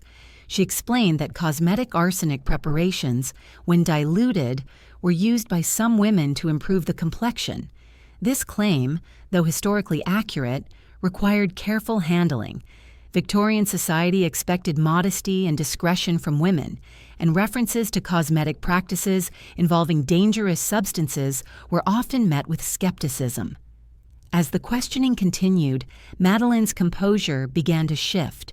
She grew more deliberate in her responses, aware that each sentence carried implications for how officials would interpret her involvement. The investigators pressed gently but firmly, seeking clarity about her reasons for obtaining the arsenic and whether she had used any of it. She offered brief explanations, insisting that the substance had never been administered to anyone and that she had not seen Langelier during the period when the poison had been purchased. Yet the officials, having already pieced together the timeline of his final days, recognized inconsistencies that would require deeper investigation. The interview extended beyond the initial hour, with the officials gradually forming a clearer picture of the relationship between the two young people.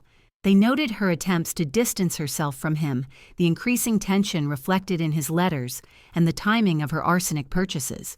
They also observed her physical reactions, brief pauses, changes in tone, and measured breathing, all of which suggested the weight of the discussion had begun to affect her deeply. After the questioning concluded, Madeleine's parents were informed of the general scope of the inquiry. The officials did not reveal every detail, but they stated plainly that the death appeared to involve arsenic poisoning and that their daughter's connection to the deceased required formal examination. The Smith family listened with a combination of disbelief and alarm. The notion that Madeleine, raised in comfort and propriety, might be implicated in a criminal investigation struck them as both shocking and deeply troubling. Yet they remained steadfast in their duty to cooperate, understanding that refusal would cast further suspicion upon their household. Following the initial interview, investigators began to expand their inquiry, gathering statements from chemists, servants, neighbors, and anyone who might provide insight into the movements and interactions of both individuals. The chemists confirmed the authenticity of the poison register entries. They described Madeleine's visits, her appearance, and the explanations she had given. Their accounts, while respectful, left no doubt that she had indeed purchased arsenic in the weeks preceding Langellier's death. Servants within the Smith household were also questioned. They offered observations about Madeleine's daily routines, her emotional state, and any unusual behavior they might have noticed during the period in question. Though they did not report anything overtly suspicious, some noted that she had seemed more withdrawn than usual, and that she had received letters privately. These details, though subtle, added to the broader picture investigators were forming. Meanwhile, the city began to whisper. News of the inquiry moved through social circles with remarkable speed. The combination of youth, secrecy, romantic correspondence, and suspected poisoning created an atmosphere of public fascination. Newspapers, always eager for stories involving scandal and tragedy, began to publish early accounts of the investigation, though many details remained speculative. The name of Madeleine Smith appeared cautiously at first, often veiled by suggestion rather than direct accusation. But as more information surfaced, the connection between her and the deceased grew harder to obscure. Within this environment, investigators continued to piece together the timeline of events.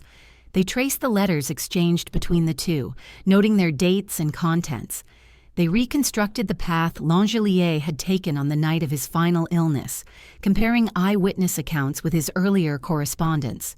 They examined the chemical evidence confirming arsenic's presence beyond doubt. Gradually, the pieces of the case aligned into a pattern that the authorities believed warranted further legal action. When they returned to the Smith residence to request Madeleine's presence for additional questioning, the tone was markedly more formal. They informed her and her family that the evidence had reached a point where the inquiry could no longer be informal. The next steps would involve the judicial process, and her statements would now fall under legal scrutiny. The gravity of these words fell heavily upon the Smith household, marking the moment when private turmoil evolved into a public legal matter. As investigators departed to prepare their formal reports, the quiet image of suspicion settled over the family home. The evidence they carried, letters, poison registers, medical findings, and documented interviews, formed the foundation of a case that moved steadily toward arrest. Yet the ultimate question remained suspended, not fully spoken, but unmistakably present. Would Madeleine be charged with the deliberate poisoning of Pierre-Émile Langellier? And if so, what would the courts decide? This question lingered in the minds of investigators and citizens alike, waiting for the moment when the legal system would take its next decisive step. The whispers that had begun circulating through Glasgow intensified as the investigation entered its next decisive stage. What had started as quiet curiosity among neighbors evolved into a widespread public fascination that stretched across the city's social circles. By the time the authorities completed their preliminary findings, the name Madeleine Smith had become an unmistakable point of discussion. People spoke of her in shop queues, on street corners, and in drawing rooms, where Victorian propriety ordinarily restrained opinions. The combination of romance, secrecy, social disparity, and suspected poisoning offered a compelling narrative that few could ignore. As speculation increased, the investigators prepared to move from inquiry to formal action. The evidence they had gathered, letters, poison purchases, and medical results, now pointed toward the need for judicial examination. When officials returned to the Smith residence, their demeanor reflected the seriousness of the decision they were about to carry out.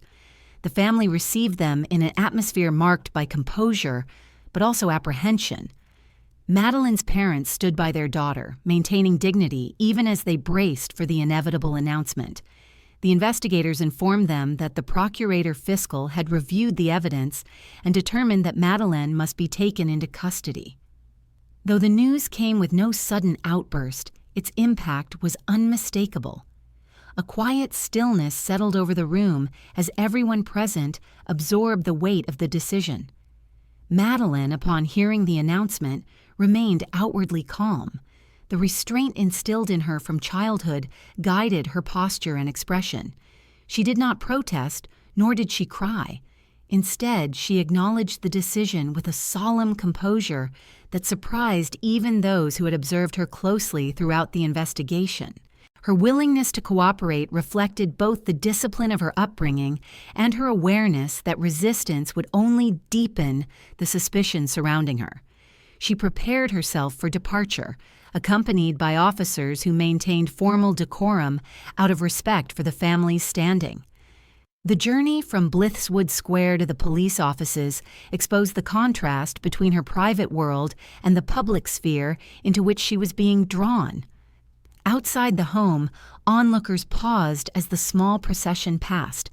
Word spread quickly that Madeleine Smith had been formally arrested. In a society where reputation functioned as the cornerstone of identity, such a sight carried immense symbolic weight. The officers escorting her maintained a respectful distance, avoiding any gesture that might suggest disrespect or unnecessary severity. Yet the presence of police beside a young woman from a respectable household was enough to send ripples of speculation through the community. Upon arrival, she was received according to the procedures reserved for individuals of her background. She was not placed among common offenders or subjected to harsh treatment. Victorian legal systems often adapted their approach based on social standing. Instead, she was interviewed again under formal conditions. Officials reiterated the evidence: the confirmed arsenic poisoning, the letters suggesting emotional conflict, and the recent purchases that could not be easily explained. She answered with the same measured tone she had maintained previously, offering consistent explanations and expressing no overt distress. The officials noted her composure, yet they also recognized that her position was precarious. In the days following her arrest, arrangements were made for her confinement pending further legal action.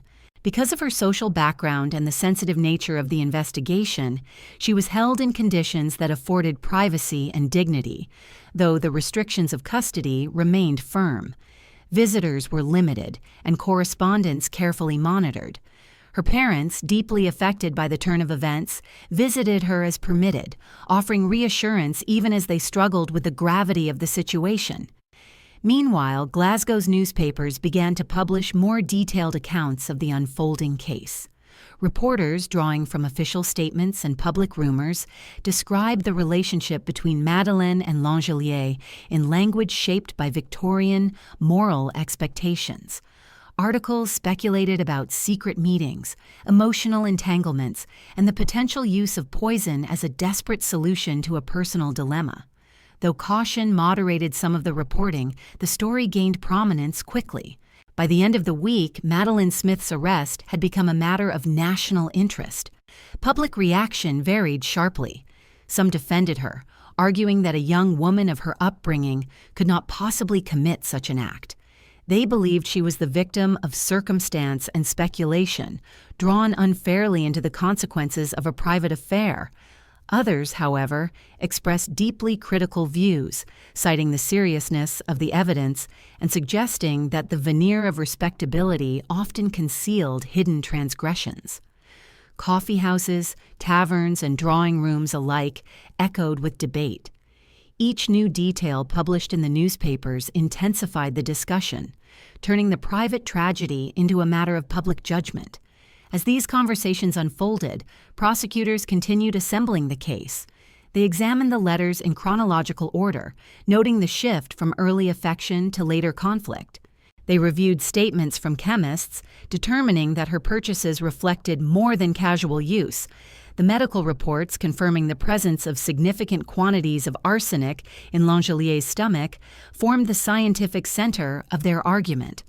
All these elements contributed to the mounting body of evidence that supported formal charges.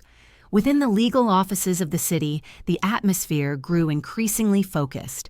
Senior officials met to discuss the implications of the case, aware that it involved not only criminal questions, but also delicate social dynamics. Victorian Scotland valued the principles of fairness and due process, yet the influence of reputation and social hierarchy could not be entirely separated from the judicial environment.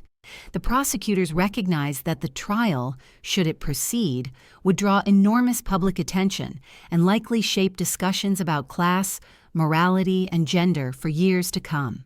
When the formal charges were finally prepared, Madeleine was informed that she would stand trial for the willful poisoning of Pierre-Émile Langelier. The charge, grave in every sense, carried the possibility of capital punishment. The seriousness of this declaration reverberated through the Smith household, extending its impact to relatives, neighbors, and every member of their wider social circle. The trial would not only determine her guilt or innocence, but also place her private life under public scrutiny to an extent that few individuals, especially women, had ever experienced. As the date of the trial approached, preparations intensified. Solicitors assembled documents, witnesses were notified, and the Crown gathered every available piece of evidence. Meanwhile, Madeleine's defense team began constructing their argument, aware that they faced a formidable challenge. They examined the poison registers, analyzed the letters, and prepared to question the credibility of the prosecution's interpretation of events. They also studied recent legal cases involving poison, for the question of intent would prove central to the proceedings. Outside the formal process, Glasgow continued to react to each update with fascination and often with strong opinions.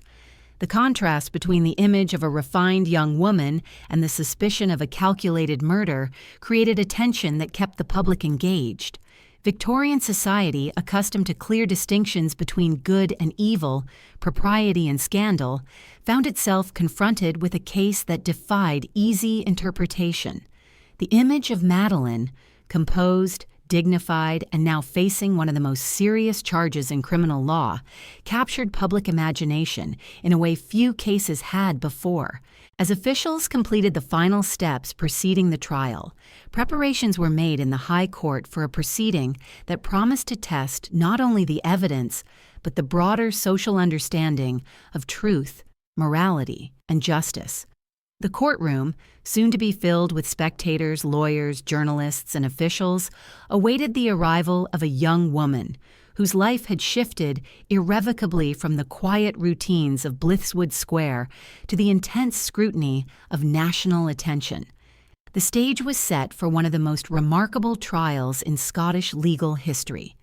Yet behind the legal preparations and the rising public anticipation, one question remained suspended with deep significance. When the evidence was presented in full view of the court, would it prove the accusations against Madeleine Smith, or would it reveal a story far more complex than the world had yet understood? The High Court in Edinburgh prepared itself with meticulous care for the trial that was about to unfold. Long before dawn on the opening day, people gathered along the surrounding streets, eager to secure a position from which they might glimpse the proceedings. The case of Madeleine Smith had captured national attention, drawing individuals from across Scotland who wished to witness the legal unfolding of a story that had, until recently, existed only through whispers, newspaper speculation, and fragments of private correspondence. Court officials, clerks, and constables moved deliberately through the halls, aware that the eyes of the public and the scrutiny of history would rest upon every detail of what transpired. The courtroom itself, with its high ceilings and sober decor, appeared almost solemn in the early morning light, as though marking its readiness for the gravity of the events ahead. As spectators filled the gallery, their expressions conveyed a mixture of curiosity, apprehension, and fascination. Members of the press took their places with sharpened pencils and freshly prepared notes, prepared to record the trial for an audience far larger than the room could contain. Every seat in the public gallery was occupied long before the proceedings commenced, and those who could not enter waited outside, hoping that any portion of the day's developments might reach them through word of mouth. The combination of social intrigue, suspected poison, and the involvement of a young woman from a respected household had created a public appetite for detail that reflected both the curiosity and moral anxieties of Victorian Scotland. When Madeleine was brought into the courtroom, accompanied by her legal counsel, the room's energy shifted into a quiet, concentrated focus. She walked with composed steadiness, her posture upright, her expression calm. The court observed her with an intensity rarely directed at an accused of any background, much less a woman of her standing. She was dressed with the modest refinement expected of her class, wearing clothing that reflected dignity without attracting unnecessary attention. Her demeanor conveyed restraint rather than defiance, and she remained attentive as she took her place at the front of the courtroom. The jurors, observing her closely, seemed aware that her composure would inevitably influence the impressions formed during the trial. The Lord Justice Clerk opened the proceedings with a formal address outlining the responsibilities of the court: to consider the evidence without prejudice, to uphold the principles of justice, and to reach a verdict based solely on what could be proven beyond reasonable doubt. With these words, the trial officially began. The Crown proceeded with its case, presenting a structured narrative built upon the evidence gathered during the investigation. The prosecution aimed to establish three central elements: the presence of arsenic in Langellier's body, Madeleine's documented purchases of the poison, and the troubled relationship between the two individuals as evidenced by their correspondence. The first witnesses to take the stand were medical professionals involved in the post-mortem examination. They described, with clinical precision, the condition of Langellier's stomach and intestines, the signs of acute inflammation, and the results of the chemical tests that had detected arsenic. Their testimony carried the weight of early forensic science, which, though still developing, offered a compelling explanation for the violent symptoms observed before his death. The Marsh test, considered reliable for detecting arsenic, became a focal point in these discussions. The medical examiner detailed the process by which the substance was identified, presenting the findings in a manner designed to leave little doubt that poisoning had occurred. The defense questioned the certainty of these conclusions, emphasizing that Victorian toxicology, while advancing, was far from infallible. They drew attention to the possibility of contamination, errors in testing, or misinterpretation of symptoms. However, the medical testimony remained firm. The presence of arsenic in significant quantity indicated deliberate administration rather than accident or environmental exposure. Following the forensic evidence, the prosecution called witnesses associated with the poison registers. The chemists who had sold arsenic to Madeleine identified her signatures in the official books and described the circumstances of the purchases. They recalled her explanations for needing the substance, cosmetic treatment or pest control, and recounted her calm demeanor during each visit. These testimonies strengthened the Crown's argument by establishing her access to arsenic during the weeks preceding the poisoning. Yet the defense approached this evidence with strategic care. They reminded the court that arsenic was widely available in Victorian households, used for numerous domestic purposes. They emphasized that possession of arsenic did not equate to murder, and that Madeleine's explanations, though unusual to modern ears, were consistent with the accepted practices of the time. Their cross-examination aimed to create distance between her purchases and the poison found in Langellier's system, suggesting that the prosecution needed far stronger evidence to draw a credible connection. Then came the letters. Court clerks read aloud lengthy passages from the correspondence exchanged between Madeleine and Langellier. These letters, emotional and personal, laid bare the progression of their relationship. They revealed affection, secrecy, promises, doubts, and ultimately, conflict. Their tone shifted over time, reflecting the changing dynamics between them. For the prosecution, the letters offered insight into motive. A young woman seeking to free herself from an emotionally burdensome relationship might, they argued, resort to drastic measures if she perceived her reputation at risk. But the letters also served the defense in meaningful ways. They demonstrated the complexity of the relationship, revealing emotional pressure from both sides. The tone of some letters suggested that Langellier had interpreted certain expressions more intensely than Madeleine intended. The defense suggested that the letters showed not malice but confusion, not manipulation but immaturity. Through careful argument, they encouraged the jury to view the correspondence as evidence of emotional turmoil rather than proof of murderous intent. Witnesses from the boarding house described the final night of Langelier's life, providing detailed accounts of his symptoms, his suffering, and the progression of his illness. Their testimony supported the prosecution's claim that poison had been administered, yet none could identify the means by which the substance had entered his system. This lack of direct evidence formed a critical point upon which the defense built its case. As the trial progressed, the defense called upon character witnesses who spoke to Madeleine's upbringing, behavior, and moral grounding.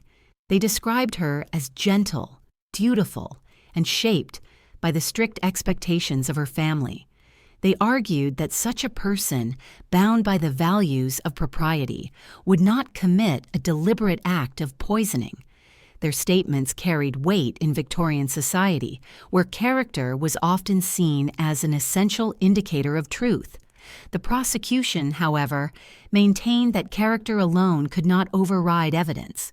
They argued that desperation could drive even a respectable young woman to extreme acts, especially if she feared exposure of compromising correspondence.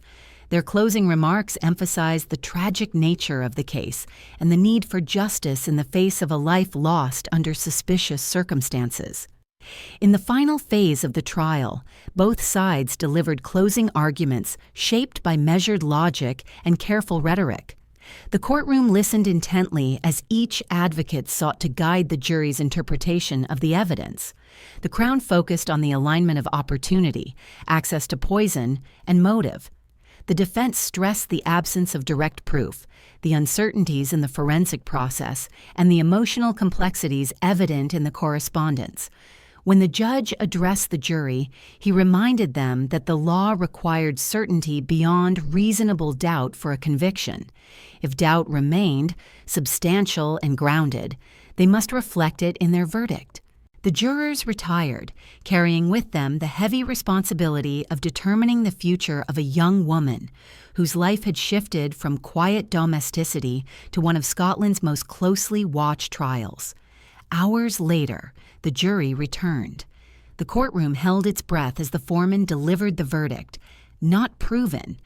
It was a uniquely Scottish determination, neither an affirmation of innocence nor a declaration of guilt, but a recognition that the evidence did not reach the level required for conviction. Madeleine remained composed as the verdict was announced. A subtle exhale passed through the crowd, some relieved, others unsatisfied. The law had spoken, but the story remained unresolved in the minds of many. As the trial concluded and the courtroom slowly emptied, the echo of the verdict lingered. It marked not an ending, but a point of transition, one that would shape the final chapter of her story and its enduring place in history. The quiet reaction inside the courtroom after the verdict of not proven reflected a complex mixture of relief, uncertainty, and unresolved tension. Madeleine, standing beside her counsel, absorbed the decision with the same composure she had displayed throughout the proceedings. Her steady expression revealed little of her inner thoughts, yet those who observed her closely sensed a shift, an almost imperceptible release of pressure after the long weeks of scrutiny. Her legal ordeal had ended in a manner unique to Scottish law, neither fully exonerating her nor condemning her, but placing her fate in the precarious space between innocence and guilt. Around her, murmurs rose from the gallery as spectators attempted to interpret the meaning of the decision. The verdict, so deeply rooted in Scotland's legal tradition, had left them with conflicting impressions. Some believed justice had been served.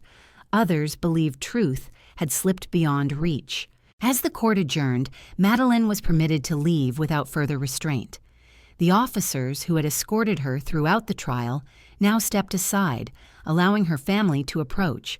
Her parents moved toward her with visible relief, though their expressions carried the exhaustion of weeks spent in fear of the worst possible outcome. The three of them departed the courthouse through a side entrance arranged to minimize the attention of the large crowd gathered outside. Their carriage waited at a discreet distance, guarded by officials who understood the challenges that accompanied a case of such public interest. Outside, the streets near the High Court overflowed with people eager to witness her exit. Some had arrived in the early morning, anticipating a decisive moment. When the crowd learned she had already slipped away through a private route, a mixture of disappointment and speculation rippled through those who remained. Conversations broke out across the square. People debated what the verdict truly meant, often framing their arguments through the lens of personal beliefs rather than legal reasoning. The story, now etched into public consciousness, had become a subject of enduring curiosity. For the Smith family, the return home offered only partial relief. The familiar streets of Blitheswood Square appeared unchanged, yet the weight of the past months cast a shadow over every step. Their home, once a place of predictable order, now felt touched by a scrutiny that drew attention from neighbors and acquaintances alike. Although the law had declared the case unproven, the public remained divided. Victorian society placed great value on reputation, and the ambiguity of the verdict created an environment in which judgment lingered in the minds of those who heard of the case. The Smiths understood that regaining a sense of normalcy would require both time and distance. In the days following the trial, newspapers across Scotland published detailed accounts of the proceedings. Some reports presented the verdict as a reflection of insufficient evidence, highlighting the uncertainties in the toxicological findings and the absence of clear proof connecting Madeleine's arsenic purchases to the poison found in Langelier's body. Others dwelled on the emotional dimensions of the case, drawing attention to the letters, the clandestine meetings, and the complexities of a relationship that had unfolded in secrecy. Editorials debated the meaning of the not-proven verdict, with some praising it as a safeguard against wrongful conviction, while others argued it left the case mired in ambiguity. Madeleine remained inside the family home during these early days, avoiding public appearances as much as possible. The ordeal of the trial had created an atmosphere in which even the most routine social interactions carried the risk of renewed attention. Her parents, recognizing the delicate nature of the situation, held private discussions about how best to protect their daughter's future. They understood that Glasgow, with its close-knit social circles and ongoing public fascination, might not offer the privacy she now needed. The notion of leaving Scotland, though difficult, became increasingly compelling as they considered the long-term implications of remaining in the city. Within a short time, arrangements were made for her to depart. She left quietly, without public announcement, traveling first to England and later to the continent. Throughout these movements, she maintained a low profile, traveling under variations of her name to avoid unwanted attention. Over the next several years, her life took on a pattern marked by frequent relocation and a sustained effort to separate herself from the notoriety of the case. She eventually settled in London, where she married a man unaware of her past. Together they lived a life defined by discretion, reflecting a clear desire to build a future free from the shadow of earlier events. Despite the stability she achieved in her later years, the case never disappeared entirely from public memory. Historians, legal scholars, and writers continued to revisit the story, examining its evidence, its cultural significance, and the enduring questions that had emerged from the trial. The not-proven verdict became a central point of analysis, symbolizing the complexities inherent in legal judgment and the limitations of forensic science at the time. Some commentators argued that the case illustrated the challenges faced by courts in evaluating circumstantial evidence. Others suggested that it reflected broader tensions regarding gender, social class, and the expectations placed upon women within Victorian society. Forensic science, still in its early stages during the trial, underwent significant advancements in subsequent decades.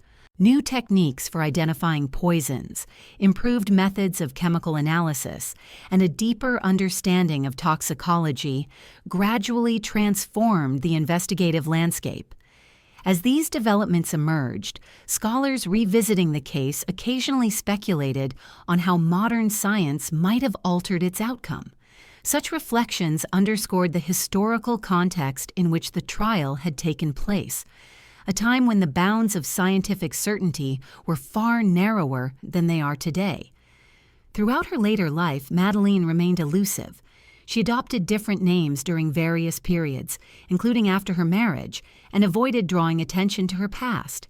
Those who encountered her in her later years often described her as reserved, private, and dignified, offering no indication of the extraordinary events that had once defined her public image.